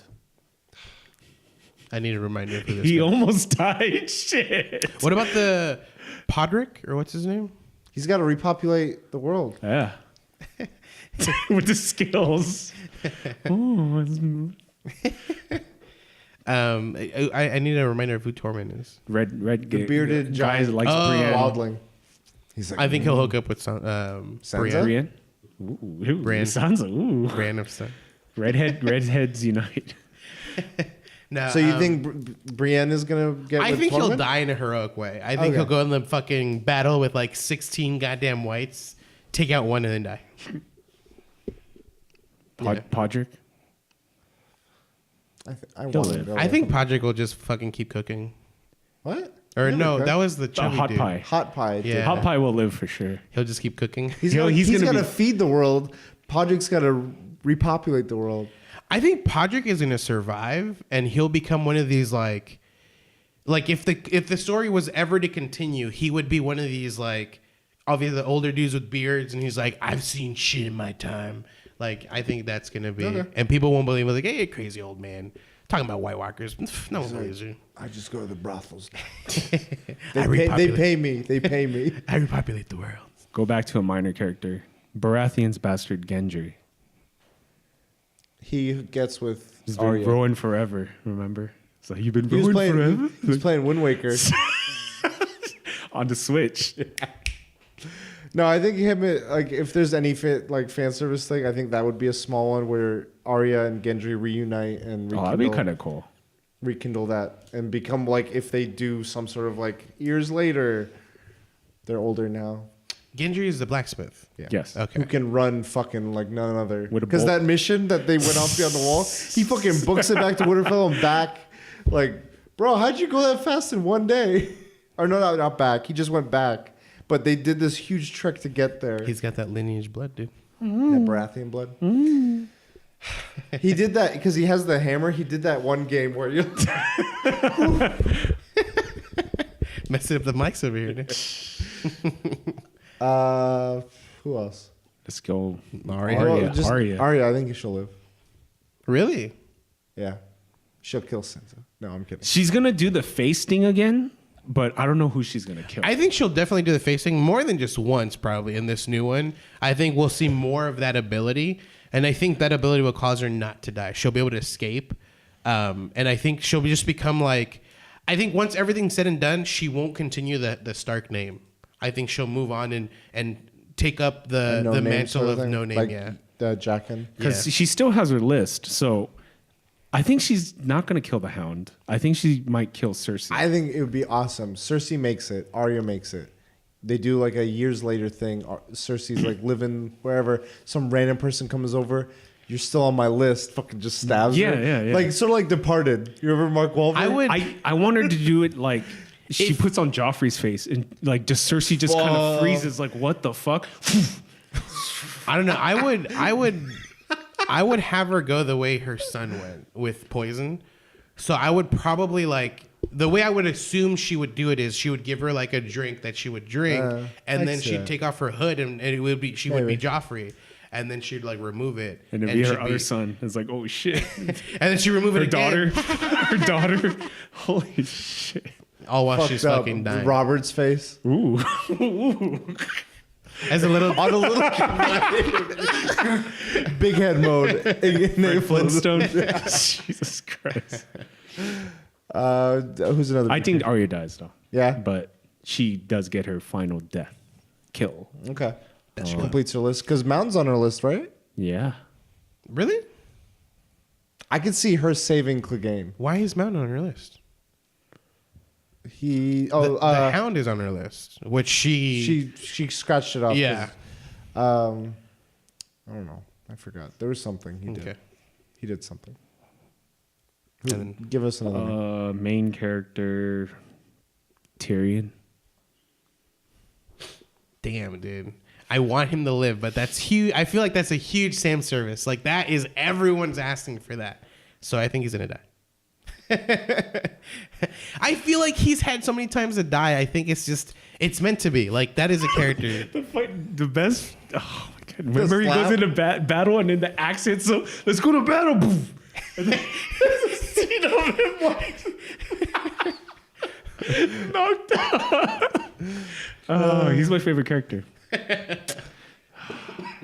I think my fan service is he wins the Iron Throne. I don't know how I would write it, but I think he dies. I think fan service is he's really Targaryen. He fucking gets a dragon. That is super fan. Yeah. Everyone's been like, there's a lot of theories saying there's 3 heads to the Targaryen emblem. Right. There's 3 Targaryens left, and And Jon we've is one of seen them. 2, yeah. And Daenerys the other, and the third is. I don't think so.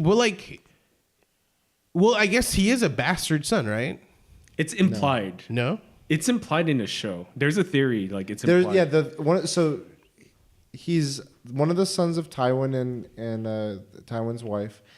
But there's a theory that maybe the Targaryen, the Mad King, consummated with her against the husband to like gain like maybe a tie or something, like the allegiance with the Lannisters, and that was one of the prices of doing that. And that child is him, and then it also cost her her life. And so there's two folds of resentment from Tywin to Tyrion. But you were the reason she died. If the Mad King was, what was his lineage? He's Targaryen. Okay. And so like it would make sense in that Tywin is like, I hate you because on one hand you killed your mother, of your birth caused her death. On the other hand, and on the second hand, I can't get rid of you because if I were to tell people that you are Targaryen, you're not mine, then that embarrassment would ruin me. Wouldn't that put him further ahead in like becoming? Wouldn't that put him for the throne essentially? He wouldn't want that either because Ty wouldn't No, want that. that's what I'm saying. Yeah, that's what I'm saying. So you can't even say that. Yeah. Yeah, he's like, I'm stuck with you, and I hate you, and this is resentment towards him. And I'm like, there's theories of that being a thing. Yeah. So that would be like people finally get that too. Like the two things were like John's parents, like knowing that, and then I think the second thing was involving Tyrion and any mystery. There's a scene where Varys is talking to Tyrion. He's like, a small man can cast a large shadow, and I always felt that was like I felt that That's him being the king, like that's what I felt. But I think Tyrion dies. But my fan service is, I would take it more as he can have a huge effect on something, and I think it will show, but I don't think he will survive. Damn, he won't survive the grind. And I don't know. I could go either way on this one. What about Jon Snow? Jon Snow. I don't think so because they already did it. It'd be weird just to kill him again. Like, but what if this time he's ready to give it? Last time he got surprised. This time he's like, I choose. I make the choice. And he just murders himself. the mountain. He comes up against the Night King. Fuck that. I don't like. I agree. I still think it would like not hit people as hard. I think a big theory is that in order to become this character of Azor Ahai, he has to kill someone he loves, and with a sword, and that sword will then become the sword he needs to fight off the Night Walkers. So just to make sure, the Azor Ahai is someone who Azor. Azor Ahai is a person that defends from the Night King it's like specifically? being or? saying like you're the chosen one. It's a Prophecy. prophecy that this one person was Azor Ahai many years ago, thousands of years ago, and defended the realm against the White Walkers. Okay. And in order to create a blade of fire so Stannis has claimed he's Azor Ahai at the very beginning of the show. He had a flame sword, but it was just magic from the Melisandre. The other person that has done the flame sword is the eye patch guy. He's like, I have a flame sword. And people are like, oh, is there legitimacy to that? Because he can keep resurrecting, and that was maybe a thing. But he still uses the same idea of Melisandre. That's what people are thinking. So then they're saying maybe the real Azor Ahai is Jon because of certain things. There's other theories that Jamie's Azor Ahai. Yeah. There's theories that Clegane is the Hound. Really? Yeah, there's theories of him being like I think these Azor are like Ahai. the cool ones where like they've laid foundation for. I don't know as much about the Clegane, but I even know there's theories that Daenerys is Azor Ahai.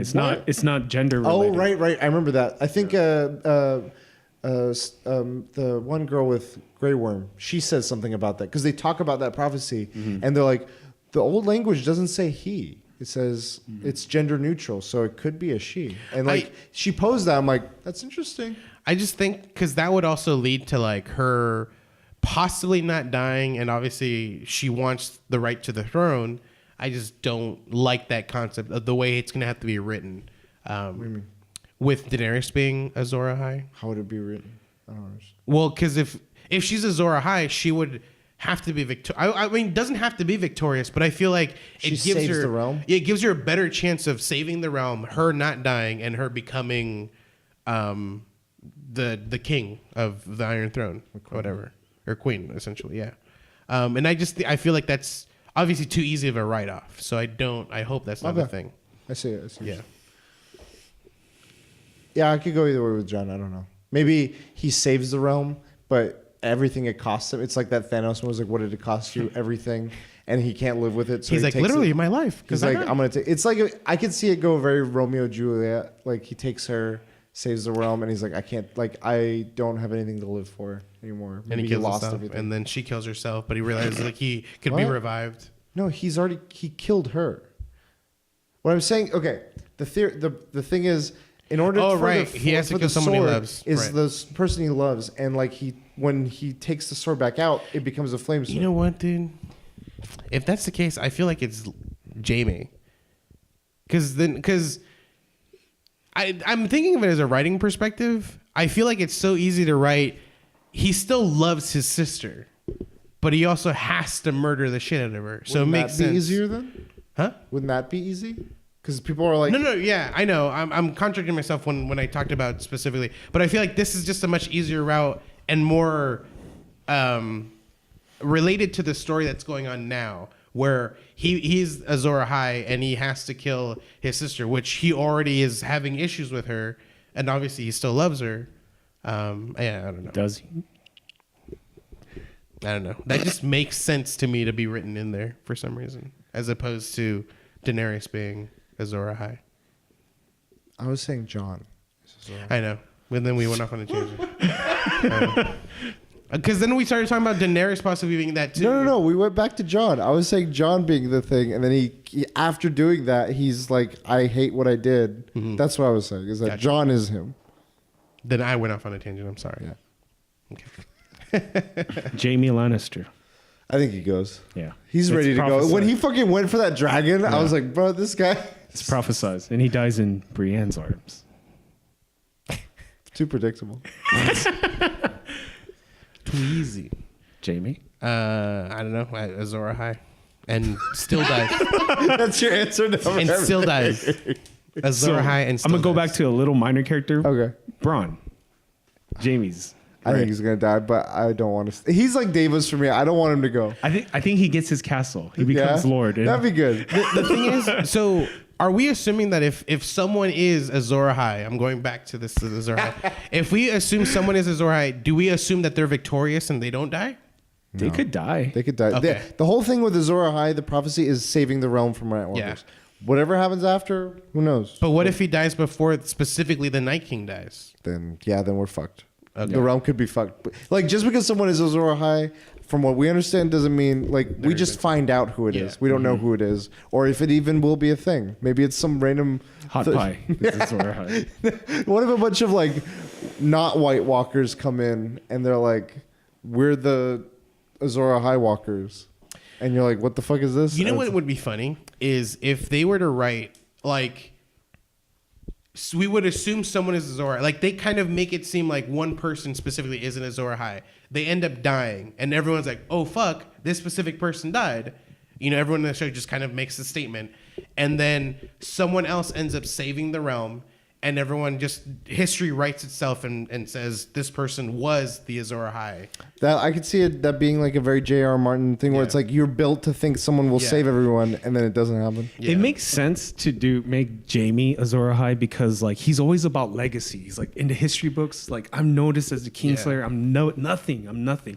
So he wants that legacy, and it'd be kind of cool to be like he was Azor Ahai. And I still think he could get that same thing by getting rid of Cersei and finally being people will be Kingslayer and Queenslayer. people will be like, "You're not booing me now, bitches!" Like I took her out. I think the way they write it is history writes who Azor Ahai is. So it'll be the person victorious and ends up probably killing the Night King will be considered the Azor Ahai, but we will never know for sure. Like there won't be any specific like he had a flaming sword, or maybe like he fucking coats oil on his sword and fucking catches it on fire. Or something. I don't think it's going to be anything where it's like set in stone, like, you know, this is the guy now. I think it's just going to happen and people are like, he was the Azor Ahai. And we're like, I don't know for sure. I think that's a cop out. I like it that way because I feel like I just Well, like. I mean, that's what they've been having is that they've had Stannis, they've had this other guy faking it. Yeah. Like, I feel like they've gone that route, and I'm worried if they go another time, it'd be too much. They could. I mean, it'd be interesting how they would do that, but I don't know. The thing is, I wouldn't say that the person that is victorious killing the Night King would be calling themselves Azor Ahai. I feel History like would call them history that. would I know call what them, you- yeah. Which would make it cool because it's just like it's people make legends, Right. You know, like it's a legend isn't there, perspective. Like they painted Jamie Exactly. as this bad person, but Yeah. when what you learn through talking with people and what was going on at the time is not how it was written, and that changes. And that's I see what you mean. Okay, so who else? So Cersei. we did Lainey and did we talk Brienne? No, we talked about her, but you don't want her to die. You don't want to talk about her? I don't think she dies. I don't want her to die. I don't think she dies. I think she still has an obligation to save Sansa, I think that's how she dies. and I Lady think they both Sansa. fucking die. And when I'm like, no, let Sansa get Well, do it. not just Sansa. She made this thing to protect the whole. Yeah. No, the she kids. said no. Made a promise to. She made a promise to Caitlyn Stark. Catelyn. Yeah, And she's like, I'll protect your daughters. yeah, And I think she's gonna die doing that. yeah. I think so too. That sucks. I think it's still there because she's still very honorable. And she's one of the toughest, and then the most eligible bachelorette. Gone. What if she dies in Jamie's hands? Plot twist. What if they're battling? And like together? he's going to stroke her face, but it's like his gold hand. knocks her out. She's like, she's like, I'm fucking dying here, dude. Clink. Oh, fuck. He's like, oh shit, sorry. Step out of it. Like bruises and shit. This one's obvious. Okay. Cersei. Man, she's got a death wish. She's like, gonna die, but it's gonna be satisfying. I want it to be Scarface style. What like if she's just like, imprisoned? no, I don't see that. Well, yeah, because like there's no. I could see that. I could see Daenerys imprisoning her and just making her live just a life of shit. But at the same time, I could see Daenerys being like, "Burn, motherfucker." Yeah, she has like- so many enemies. Like I don't know who the fuck is gonna kill her. Everyone wants to kill her. I think she will die though. I think she's gonna go out on her terms and she's gonna be like, "Fuck you all." Dang, like Brightburn instead of the green, blow up everyone. I have fire. No, I think it'll be well. That's part again my theory of the next maybe question. I think she's gonna do a very Scarface style like, you want this? Cocaine. And Come at everything? me, bro. Cocaine? And boom, just like you come. Like this is my kingdom. It's gonna be my kingdom. Come, I could or see there's that. no come, kingdom. my I could see lady. that. And it would be like badass, but like still villainous in a lot of ways. So she just blows up all of fucking, whatchamacallit? The King's Landing. Yeah, King's Landing. There's a thing that George R. R. Martin said about Breaking Bad. He said Walter White is such an interesting character. He's like, damn, I wish I could put someone like that in Game of Thrones. What if Cersei did like a Walter White thing where she kind of redeems herself for Well, at this everything point- that she's done? At this point, it's the producers or like the people making the show writing it. It's no longer what J.R. Martin, but the person who's writing it fucking called out what the ending was. Can right? she do something that redeems herself? I don't think redeems herself. I think she can do something that Makes her even worse. in the grand scheme of things was for the betterment, but people will still look at her for like all the. It's like that weird Game of Thrones. Like you're not all good, you're not all bad. You had mixed qualities. I had a good example is Jamie. Hated him for what he did. You know, like pushing Bran in the beginning of, and then you come to like the dude. Like, can that happen to Cersei? With one season and the way all that we need to happen, I don't think there's enough to make that happen. Yeah. I think though there is still enough to make it potentially be. She does like.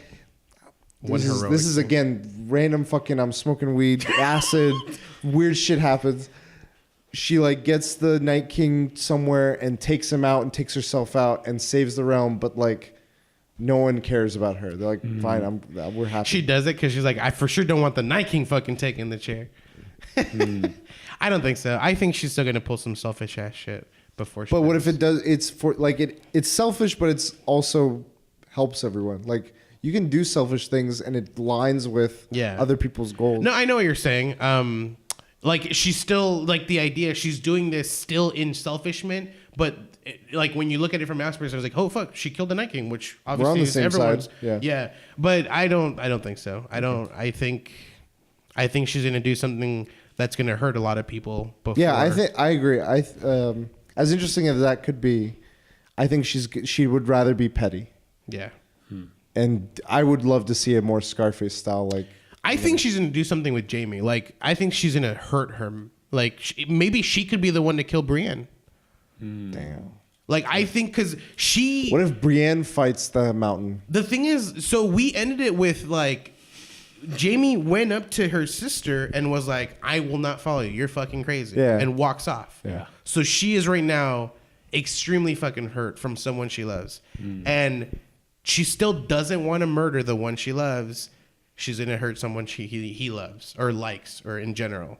Doesn't have to be Brienne, you know, but that's obviously the most likely because it seems like there is a love quarrel going on there. This is more because of the time constraint of what's left. But if there was time somehow that they capture Jamie or something, Jamie's he's like he realizes he's like I'm not gonna win this like whatever trial she wants to put me on to like imprison me. Yeah. So I'm always here by her, but in a jail. I think he'll be like I want trial by combat, and then Brienne comes, fights for him, and then she's like Mountain. Do you think it'll be a one-on-one, or do you? Okay, this is going back to the Game Bowl. Do you think there's a possibility that it could be like Brienne and the Hound versus the Mountain? No, I think if the Mountain fights the Hound, it's 1-on-1. Yeah. Okay. Any other people? The last one, I can't think of if I skipped anyone. Daenerys, but I don't know if I skipped anyone. We have. Bran? Bran. Yeah, Bran. Yeah, Bran. I think he goes, but I don't think he's gonna die. I think he just becomes part of nature. He becomes like a tree. King Dooku. I don't think he dies. Or Great Dooku. I don't think his body physically dies. Like, I don't think anyone kills him and stabs him, but I think he's going to somehow have to be what that tree guy is. Yeah. And not necessarily just a tree, but I think he's going to somehow be absorbed into some form of nature and be there for the rest of until the next fucking It's crazy season if everything we say happens. I think he tries to go back in time to prevent the Night King. And that's why that theory, like, you're going to fly, you're never going to walk again, you're going to fly. Right. So he becomes the Night King, and he's trying to, like, break through to, like, control the Night King. And by the time he controls it, they kill the Night King. He's like, wait, no, I can stop. And just kill him and be like like a 12 monkeys, like, fuck. Yeah. We almost had it. And he dies tragically, I think. I could see that. Fuck. That's a good one. 12 monkeys, eh? So like there's that scene where the forest people or whatever, they're trying to murder the Night King. Well, they murder the human guy. Yeah. The human that's turning into. They turn him into the Night King. Yeah. Oh, okay, never mind then. Because they stab him with some weird shit, and then he's like, "I'm coming for you, fuckers, for what you like did." I don't know. Hey, he fucked up Hodor, man. But it doesn't make it clear whether what they stabbed him with caused him to become a Night King. I believe it did. Did they know that was a? I don't think they did. I think they just wanted to he had killed their things and stuff, and they're like, we want to cause you suffering. And they didn't realize to what scale that would go. I think that was what it alluded to in the show. But it was just like an icicle thing that they stabbed him. Magical. Or was it? Okay. All right. Because they're magic-based things. I guess. What did you get? I don't know. Daenerys. I don't know. I think she goes. It's sad, but she meets her son in the stars. Her son in stars. So her and Khal Drogo get reunited. With you, you're saying Bran goes back in time to when that dude who's murdering these guys. I think he'll live through the Night King's whole life cycle to present time, and he's trying to like break this whole time he's trying to break through the control him, and then by the time he controls him, they kill him. Oh, they'll kill the Night King in the current state, right before he's about to break through. Right, gotcha. But Bran's mind is in there, is what he's saying. Just how we saw like what happened to Hodor, and he, like the rest of his life up until the moment that it happened again is what it was. That fucked me up. Daenerys, I don't know. I could go either way. I could see her going at the same time. It's fan service for have her win, to be honest. Yeah. They're building up. She's been fighting for it, and it'd be sad if she didn't get it. And I think she goes. I think she goes, and then Jon and Tyrion ride the dragons. Brothers. But Tyrion didn't tap it. It's like, you fucking... Hey, we don't know that yet. What do you mean? He tapped it? There's still a whole other season. He's the god of tits and wine. So. That we can find out. Oh, that Tyrion is related? No, that Tyrion's gets going to it tap it. Fan service. Oh, I misunderstood. He's the god of tits and wine. He hasn't tapped it yet. We still have another I thought season. You meant Jon and Daenerys haven't tapped it. I'm like, they have. No. Okay, yeah. I'm talking about Tyrion. I've had too much. I need to go. It's the end game. I need to go, Poe. Okay, Iron Throne. Who gets it? Who wins it? Fuck, dude. I think there's not gonna be an Iron Throne. The fans. No, I don't think there will be an Iron Throne. I think we're gonna get this whole thing of like there's an Iron Throne. It's a throne that a dragon could easily just fucking take out. So you don't think there's a clear? No, I think they're gonna whoever's around, whoever they may be, whether it's main characters or completely new characters. I think it's like a rebuild of whatever civilization, or if there's any at all. Tyrion gets it. Woo! I like it. Hot take. The reason I disagree with you is because there's two things. The series is called A Song of Fire and Ice. Fire and Ice. So there is an ending to it. And I feel like Samuel does write the ending to it. So there is a winner who takes it. And also George R. R. Martin says the ending is going to be bittersweet. So there is, it's not a sad ending. It's someone you want, but obviously there's been a lot of turmoil to get to that point. There's going to be a lot of deaths, but someone will get it. So I would say, I don't know that. I mean, obviously you can explain it to every, like from any point perspective, like whoever gets it, like they went through this and this just to get it. But I think Tyrion, because he's been there the whole time. Like he's been next to that throne this whole time. And he's built a relationship with Daenerys. So even if Daenerys wins or survives, they'll be like, you know, you're the most eligible when it comes to knowing how this stuff works. You know, like I will be a ruler in a sense of power, but you can be a ruler in a sense of intelligence with, you know, making the proper decisions and stuff. And I think she will give it to Tyrion. And I think it'll be a bittersweet.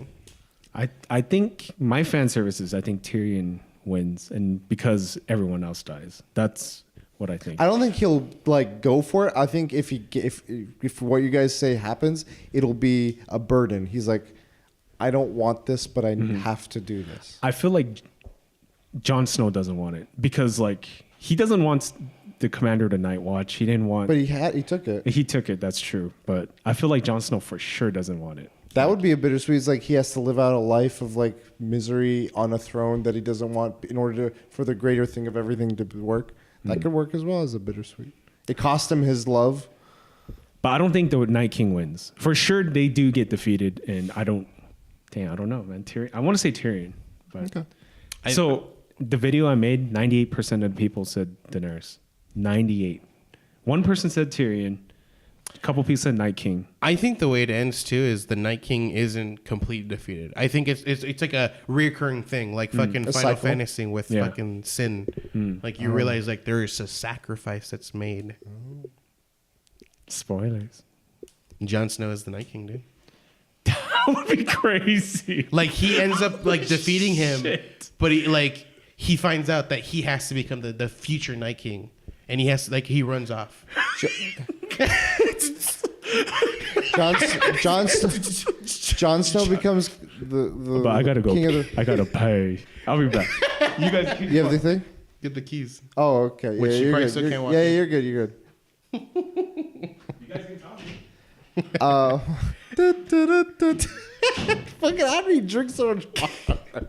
That's why I He was probably like, could have gotten that canteen. he drank that whole thing, refilled, and I'm like, you're gonna like, what's it? All right. But what were you saying? Jon Snow gets it, and if we go with, I'm going to go with your direction of Night King is a cyclical thing. It can't be ever vanquished, but it can be prevented for another however much time, but at the cost of maybe not his love, but maybe his firstborn, because they offer a baby all the time with this stuff. It's like. Well, so there was that one guy who was living north of the wall, Craster, who kept offering a baby at all times. It was every one of his kids that were born, he was offering to the Night King, right? Yeah. So I don't think every baby is. I think those are. It just seems like they want babies like they have an interest in babies. I would assume to build an army, but I think We don't. It could be life or. I some think magic. we find out that fucking Night King is a cyclical thing because there's been But I'm saying like stories about it. the before. reason it's prevented is at a cost of something John has. What if the person who is Azor Ahai has to become the fucking and like that just hasn't been written because no one's known. Like it's just they're like this person defeated him, but it's because he had to run away, knowing he's going to become the future Night King. So, or I don't know, because there's already been stories of who has been Azor Ahai before. No, it's just like Azor Ahai has saved us. I'm gonna let him in. I'll be right back. Oh, he's there. I need Hi, everybody. It's just me right now. This is the Crush Minute. How's it going? We're just having some fun. I'm on the Iron Throne. Oh, hey guys. And we're back. Welcome back. You could keep that. So with Azor Ahai, we don't know like There wasn't who like was- this person became Azor Ahai. They were just like and Azor Ahai went on to do this. The and last this. thing I said was, what if the Azor Ahai has to become the future Night King? That sucks. So like if it is Jaime or if it is So your point earlier about the whole there is something after, I still think there can be something after without an Iron Throne being there. That's true. It's like that was the established order set by the Targaryens when they first came, and they were like, let's unite all these kingdoms, let's put them under one throne. What if it went what if it went a different route? Like Right. there's a whole other realm on the other side with Bravos. Like they've and all the Marine and all those people, like not much is going on with them. Do you guys think everything that's going on in Westeros will have any impact within this season on those regions? No, I don't think. Obviously, we're witnessing this event currently, and they've had history about the books. But I think, and when you think of like a world building, this is just something that's happening in the world that's going on, and I don't think it will affect these people in the current state that it's going, like with this Night King, this huge battle. Because you're saying like if it's going to affect like overseas, like those continents, I don't think it will. I just think like we're just seeing I think it will in the sense that mine isn't direct, but Bravos banks a lot. They have a lot of loans that they do to Westeros, and that's how they keep things going. Their wealth going in one way, and I think that they're going to have some investment. And a stake in it. So they might get involved. Whether their region, like the territory, I agree. I don't think it'll really affect. This is kind of going back. Do you think there's going to be a battle? Because you know how they're going to bring in the Golden Army. Do you think there's going to be a battle between like Winterfell and Cersei, or they're just going to be a battle between the Night King? And the Golden Army is a pay like mercenary, like a mercenary. It's called Golden because you pay fucking gold essentially. Okay. So I think there's going to be something battles? between. Yeah, I think so. I think my potential theory, I don't know what the episode names are exactly, but I know there is a battle at Winterfell because they're like the next front for this shit. I think they're going to lose it. Like a kind of like a Remember the Alamo sort of thing, the epic battle. I think whoever's remaining is going to head south. And I think Cersei's going to be like, motherfuckers, no. Like instead of this whole unite shit, all this stuff, no matter all the proof she's seen, she's still going to be stubborn and turn a blind eye to like the bigger threat and just be like, fuck you guys. And that's going to be some skirmish. Well, you know what would be heartbreaking? I don't know how the battles, like the order, but let's say they fight the White Walkers and then Cersei comes and just takes it while they're weak, just starts fucking killing everyone else. They showed a White Walker, right? Yeah, he fucking showed it to her. She still was like, we'll get with you. We're not going to get with you. Fuck them. Like that was the whole thing. It's like regardless of showing this shit. Well, I mean she's more about like I don't know where her is on her mind, but if you think about it, the White Walkers have to get through these people she's trying to get rid of before it gets to her. So like if she doesn't handle it now, that problem will take care of one problem she has, and then she can deal with that problem later. I think that's not. I could see her thinking that way. What she's thinking. She's just because I think she's focused on laser murdering these other people. I agree. That could be a short-term solution, but then I mean, again, this is her turning a blind eye to the other side of it. Of like, that may put them out, eliminate these people that I also want out, but then that makes me the only one able to try and take these people. And she doesn't have all the resources, right? But I would see it as, again, she is so close-minded that she wants these one people. Right. She's not really. It's going to be a fault to her. She's not understanding the actual reality of this. Yeah. So she allows them to fight. Probably not everyone she wants to die will not die, and then that fight will go to her, and she's like, "Fuck." And I think that's where all the crazy shit's gonna happen. Yeah, she's gonna go Terminator. If it bleeds, we can kill it. Yeah. Q-Burn gives her a little like wrist pad. God, that guy's still alive. That fool's gonna get it. That's the guy who created her. Yeah, the mountain, Frankenstein, Franken Mountain. I think he gets it in a dumb way. I feel like he's gonna like be somewhere hiding and be like, and like something fucking blows up. I can see that happening. I can see like Bronn taking him out. I could also see something happening where he's trying to get away and Cersei's like, "You're leaving me, Mountain, get him." And he's like, "Oh Did we talk about the mercenary that is next to Jamie all the Yeah, time? Braun. Okay, Braun. Did we talk like if Yeah, you're gonna? I yeah. don't even He fucking know. survives with his castle. He finally that's gets right. his lord. He You becomes guys a have. lord. I never brought him up though. Yeah. Yeah. Okay. I think you know what. Let me rewind back. I think Jamie kills Cersei by choking her. There's a scene With the golden hand. Well, I don't know, but he'll choke. It's fucking geeky. No, but I think it's like that Jason meme where Jason's choking a girl. She's like harder. He's like, oh my god. Is that everyone? We got this, dude. We got this. We back. Get the wigs. It's funny. There's many people in the comments that are like leaving us fucking comments like, you forgot this person. Yeah, you probably. forgot this person. You don't think the man with the face is coming back? She If just anyone left comes Arya. back, okay. Who? If there's any character that's gone, Littlefinger. Littlefinger's who you want back. If you could bring someone back somehow, so they'll write him in somehow. Makes sense. Shit. I got one. The Arya's sword fighting character. Yes. Hell yeah. yes. Because it never showed him die. Yeah. So he's like, I never die, and then he just gets Not today. Takes When did we out tell you that? motherfuckers. Not today. I want him to have like a raid style fucking just kicking ass. Fucking one hand behind his back, just slicing up the Night King. He's the Azor Ahai. Oh my gosh, dude. And then Yeah. he gets stabbed by fucking magical ice, you know? Someone was saying like, I mean, I don't want to see this, but the Starks that are dead will come back as whites.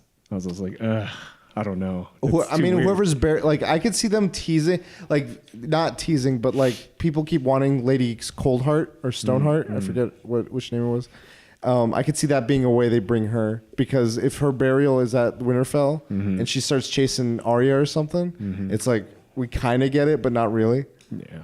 Because in the books, there's the whole thing of like Catelyn Stark is like this new person, but like undead sort of.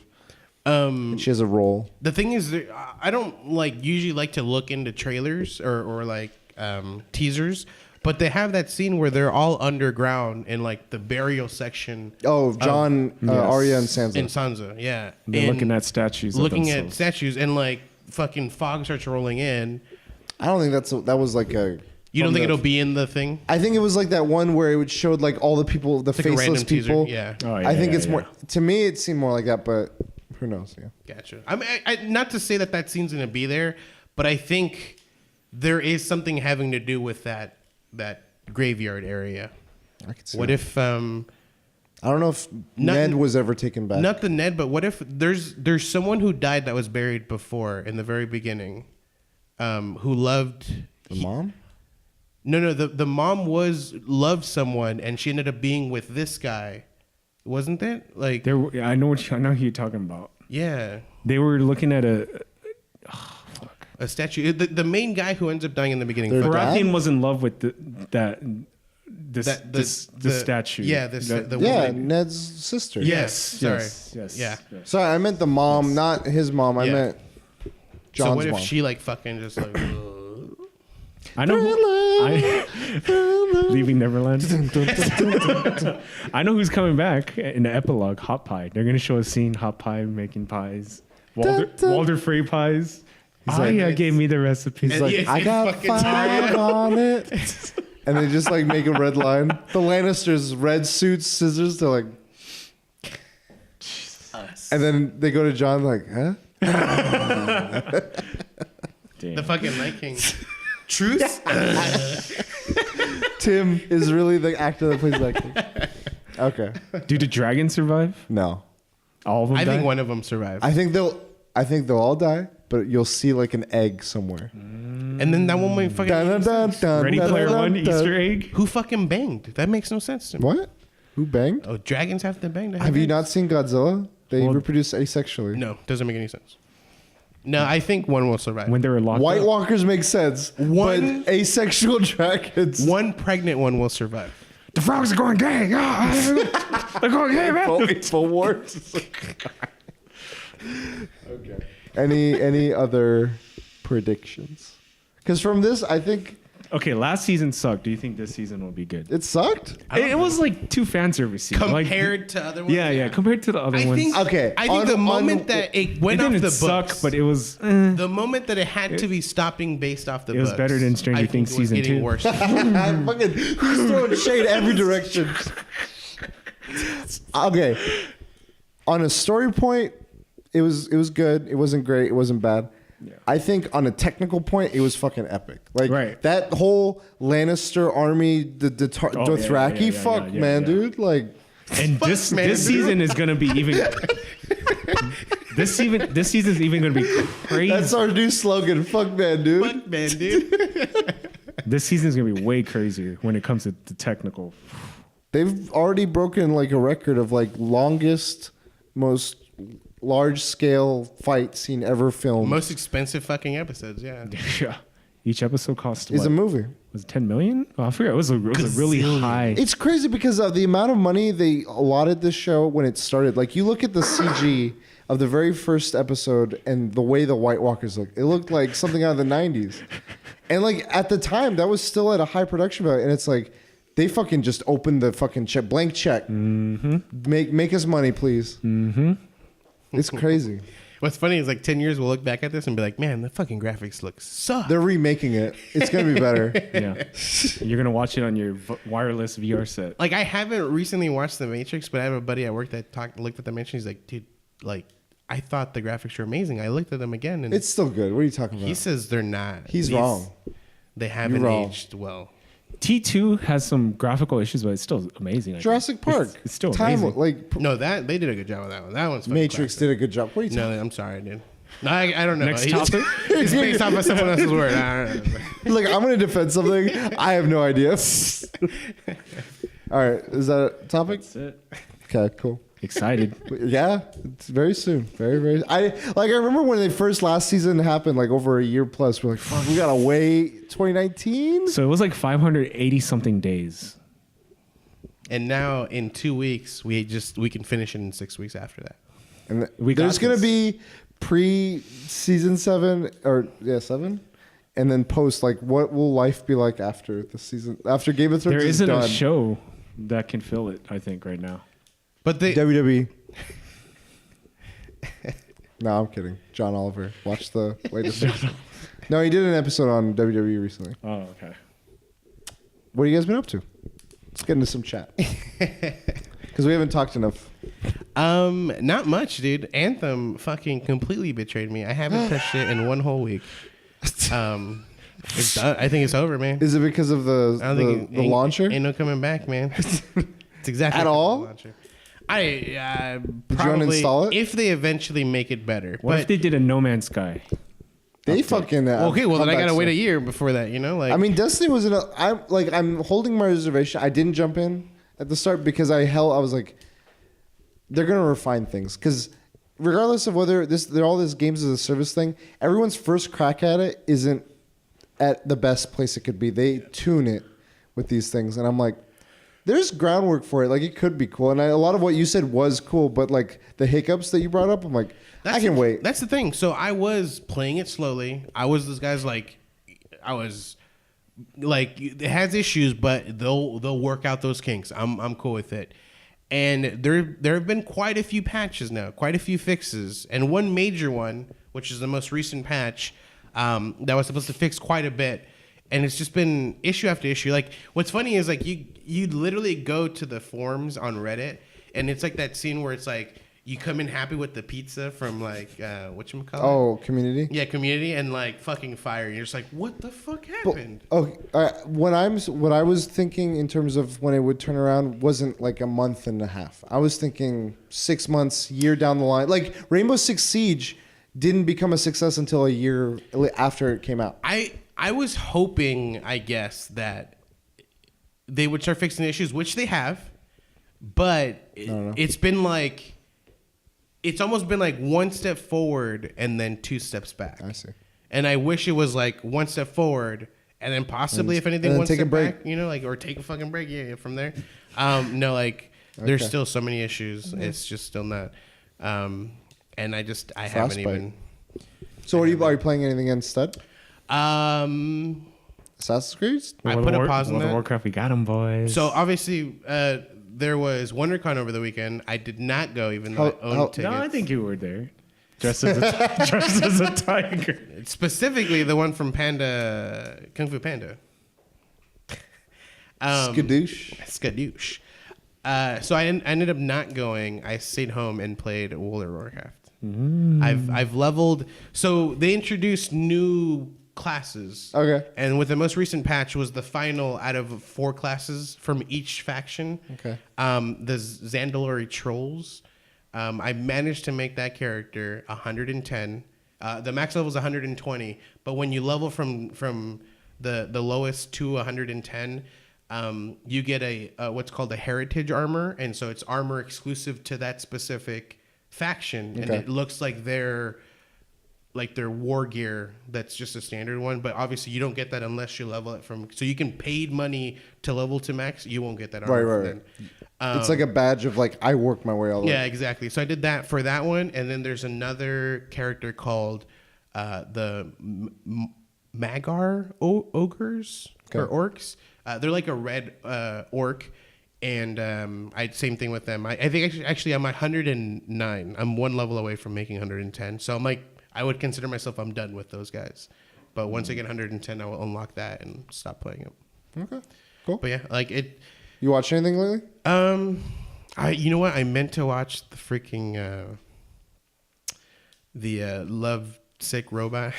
Love, Sex, and Robots? Love, Sex, and Robots. You haven't watched any of it? No, I still, from the moment that I stopped, which like was really far in, I probably have like 5 more episodes. You had made, okay. And I stopped and I haven't watched since. Okay. You did watch one more thing.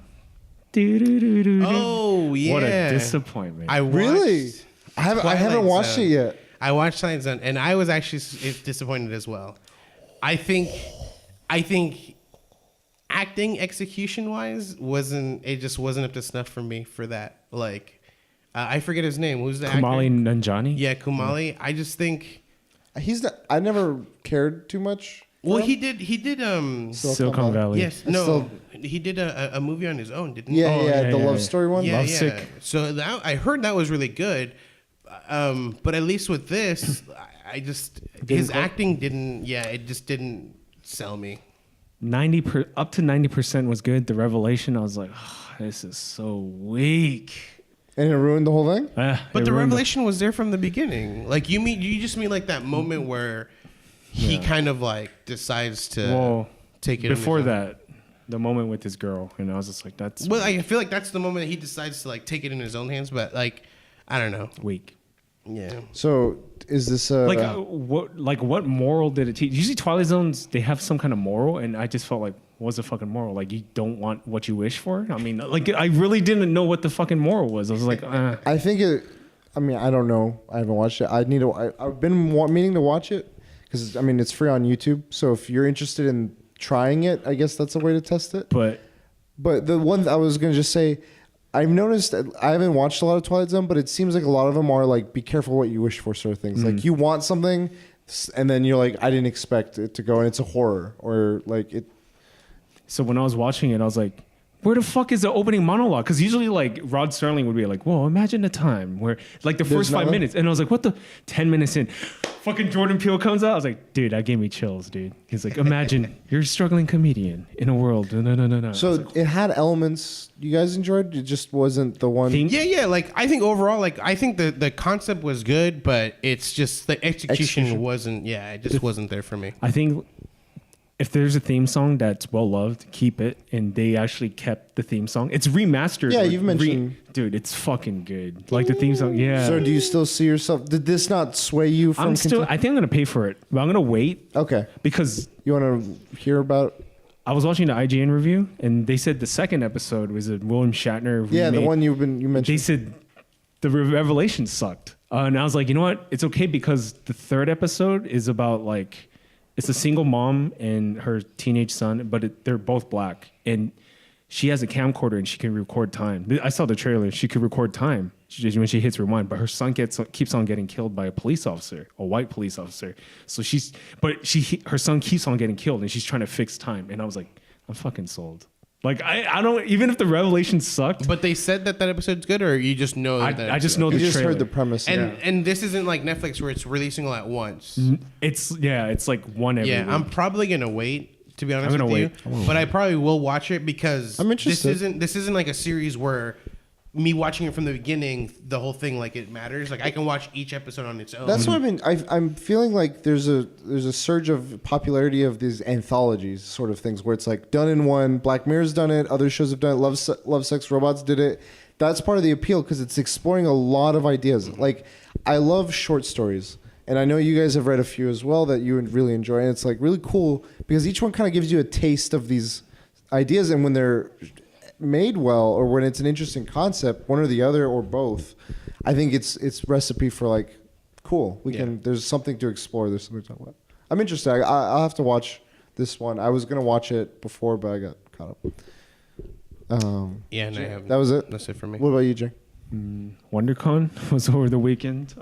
Speaking of Twilight Zone, I went to the Twilight Zone panel hoping Jordan Peele was there, but he was not. There's other executive producers.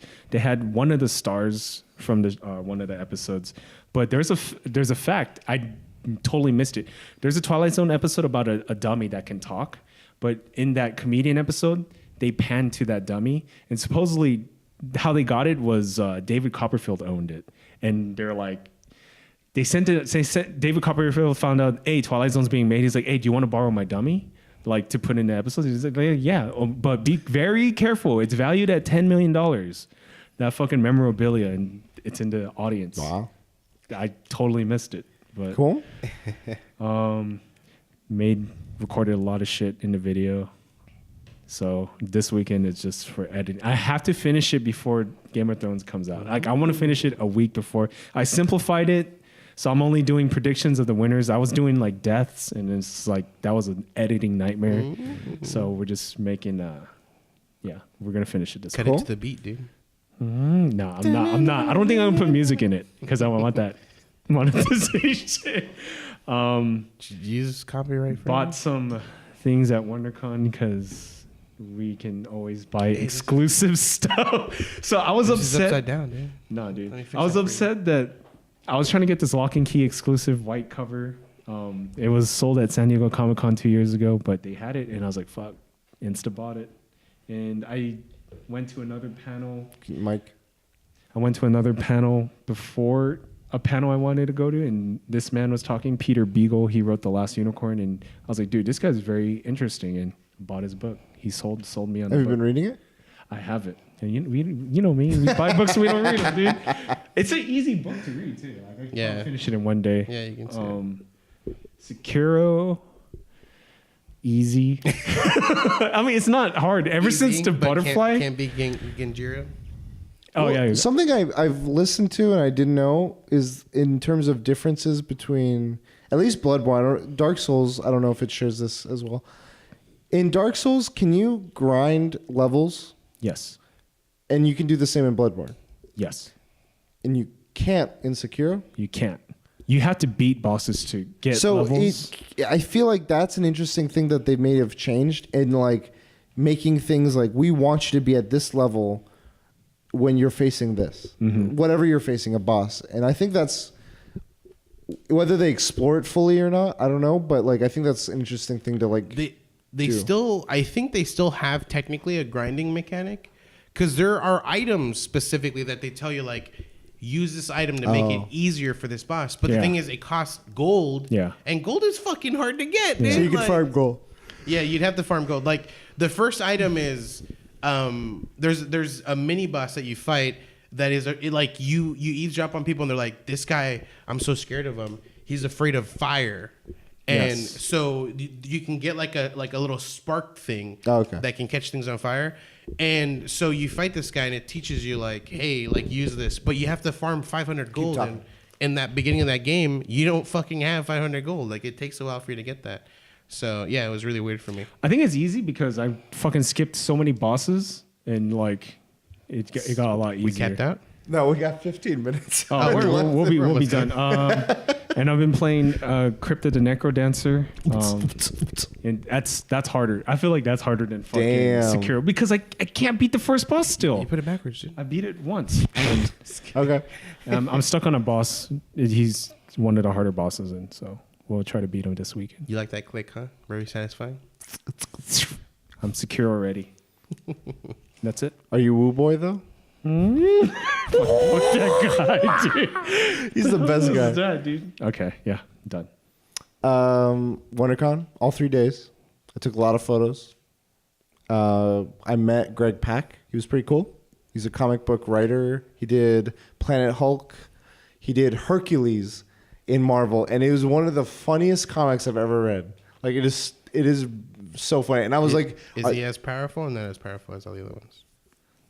Like Marvel characters? Yeah. He's like on the level of Thor, but he's a little bit like the way he wrote him. He's very like drunk and just like yeah, let's fucking brawl, bro. Like why not? And he's like happy-go-lucky, and he teams up with the Hulk for a bit, and it's a very funny story that he has, and like the way his sense of humor is good. And I loved it. And I was telling him, like, do you think they would ever let you write like Hercules? Because I haven't seen Hercules in Marvel in a while, so I'm wondering, like, would they? He's like, I'd love to. It'd be interesting. So I gave him my card. I was like, hey, it'd be cool to interview you sometime if you're down. And he's like, yeah, give me your card. We'll see. Outside of that, the Tetris bug is still kicking me. I took out Tetris DS. I think best Tetris of all time. It did so much right, and I like replaying it on my 3DS. It's just like it's perfect. Like I love Tetris 99 for this new way it's approached it. This battle royale. The battle royale, but I still enjoy just like I'm by myself. I'm somewhere. I want to just play some Tetris and endless lines. I just want to make sure you do agree with me that Tetris is a fighting game. I don't. The argument's there. That's all I'm saying. I mean, if it was on the Epic Store, I'd agree with you. If it was on Evo, I'd agree with you. Man, imagine. Fuck. Hey, last time I said it's arguable, we got fucking Battle Royale. So now, remember I was talking. Was that before? Yeah, I had made a comment and like literally like a week or Battle two Royale later. isn't a fighting game. It makes the fact that it's arguable a more plausible You thing. think? Yes. Okay. I would say that the fact that Tetris now has Battle Royale, it's a more plausible thing to say. I don't think that adds anything to the argument. Okay. I think it does. Because it already had a versus. Okay. And so if you were to make an argument, I feel like that's more concrete. Okay. You want to get crazy? We can get crazy. I wish I could argue longer, but we only got like 10 minutes. The time is against you. You don't. I would just stall you out, and you can't. No, I'm kidding. So I've been playing Tetris. Love Tetris DS. It's weird going back to my DS. I was like, I'm so used to carrying my Switch down. I'm like, oh yeah, my DS. I can just fit it in my pocket. Yeah, and I forgot that it could play DS games. My 3DS. I was like, oh yeah, cool. So props to that. That's cool. Backwards compatibility. Outside of that, Destiny, just fucking the same way you're with WoW, I'm with Destiny. I can't give it up. Playing it, grinding some achievements and things. Like every time I think I'm like, oh, I just want to work towards this, and then I'm done. I'm like, now I'm kind of close to this. Let me go for that. Let me go for this. It's just this like little bug of like completion. It's a problem. What title did you get? Dredging, and I'm working now. I'm close to Cursebreaker. You told me all you wanted was a sniper, and now you're gonna be like, I'll get Cursebreaker. Well, no, Cursebreaker was the one I was working towards, and I'm now down to just 2 things. And they said the drop rate for them is going to be higher soon, so I need to do that Shattered Throne on all 3 of my characters and see if I can get it. And then next time it comes back, it's a cycle. And then I'm playing stuff. I'm playing Destiny. I put the Pathfinders book out. We just leveled up finally after like 8 months of playing at work lunch, and I've decided to make my bard Guillermo Dor Ito is his name. Dorito. And I've leveled up, so I could choose to make him a level 2 bard, or I could choose to dual class and be a level 1 and 2 things. And I've chosen to be a level 1 bard gunslinger. And I told the DM, I'm like, I want to make him, because he knows Destiny. I was like, I want to make him like Cade. I want him to be a charismatic gunslinger, and he's like, there's abilities that you can work towards by like level 10, where you can do like a golden gun, where you can make your gun endowed with magic and just fucking magic shots. I'm like, that's what I want. That's 10 levels. Yeah, I'm like, it's long-term goals. I'm well, like the level 1 gunslinger does the barrel roll, like evade. I'm like, okay, these are class abilities. I do a barrel. Yeah. You don't dodge. Yeah. So there's that. And then, WonderCon was great. There was a lot of cool panels. They did a Batman psychology panel. One of my friends there's a friends called the Felted Friends, and they do Dungeons and Dragons, but with puppets. But they don't call them puppets. Puppet is like a derogatory term in their like world verse, or whatever. And they call themselves Felted Friends instead. That's their terminology. And they play D&D as those characters on Twitch. And they were doing a co-hosted panel where they were doing Tinder, but with fictional characters. So like Thanos, swipe right or left, and they would talk out why left or right. Or Brown Coat, the Mal guy, right or left. A bunch of people. It was fun. Okay. I learned X-Men panel. They did it for the show, the animated show. I learned something. The original creators of the show were there, and they're like, the reason Wolverine is Canadian, the reason Nightcrawler is German, the reason Cyclops is Russian is because of one accountant that worked at X-Men. At the time, they were talking, Len Wein? Yeah. He was revitalizing the franchises in the books, and I guess they had worked with them, and this accountant was pointing out that they have a large appeal, not just nationally, but internationally. So maybe if we give some of these origins to these characters to international areas, regardless of color, but just like international areas, it might tie more to them so that you get all these, what's her name? Jubilee, part Asian, all these people. I'm like, that's why Wolverine's Canadian. Huh. That's interesting. Yeah, it was the only, everything else in that panel was not too great. It was very let's just self-gratifying. Where's the party, Then I took a day off because I was just 3 days of conventions takes a lot out of you. And I stayed home, played Destiny a bunch, did some Iron Banner, and I was like, you know what? I want to watch something on Netflix. And I watched season 1 and 2 of The Dragon Prince. Oh, nice. That's only 2 seasons right now. Yeah. And I guess they had a panel at WonderCon about a season 3. But I originally was turned off from the show because I didn't like the animation style. The 3D modeling. But it grows on you? I got past it because I was like, at first I was like, you know what? I'll get past it by just playing Destiny and like just listening to the story. But then I noticed myself, I'm like, it's not that bad. It grew on me. And then like by the end of it, I'm like pausing Destiny, I'm like, fuck, no. By the end of it, you start drawing. You're animating. It was a good story. It's been, and they're doing another season, and I'm interested. I'm like, I think they did a cool world. It's different from Avatar because it's a lot of the same creators of Avatar. Have you seen it? I have not seen it. No. I like it. It's good. Some of the same voice actors from the original Avatar in this. So I watched. I was like, I'm down to all of it. I was like 9 episodes a season, 30 minutes each. Yeah. Day off. It's just like boom, pass done. Got my Avengers ticket. I was surprised because Katie was on the fence about going because she's like, I don't know. It's like she gets it. Like the last movie, she was like, man, I don't know if I could handle if Tony dies.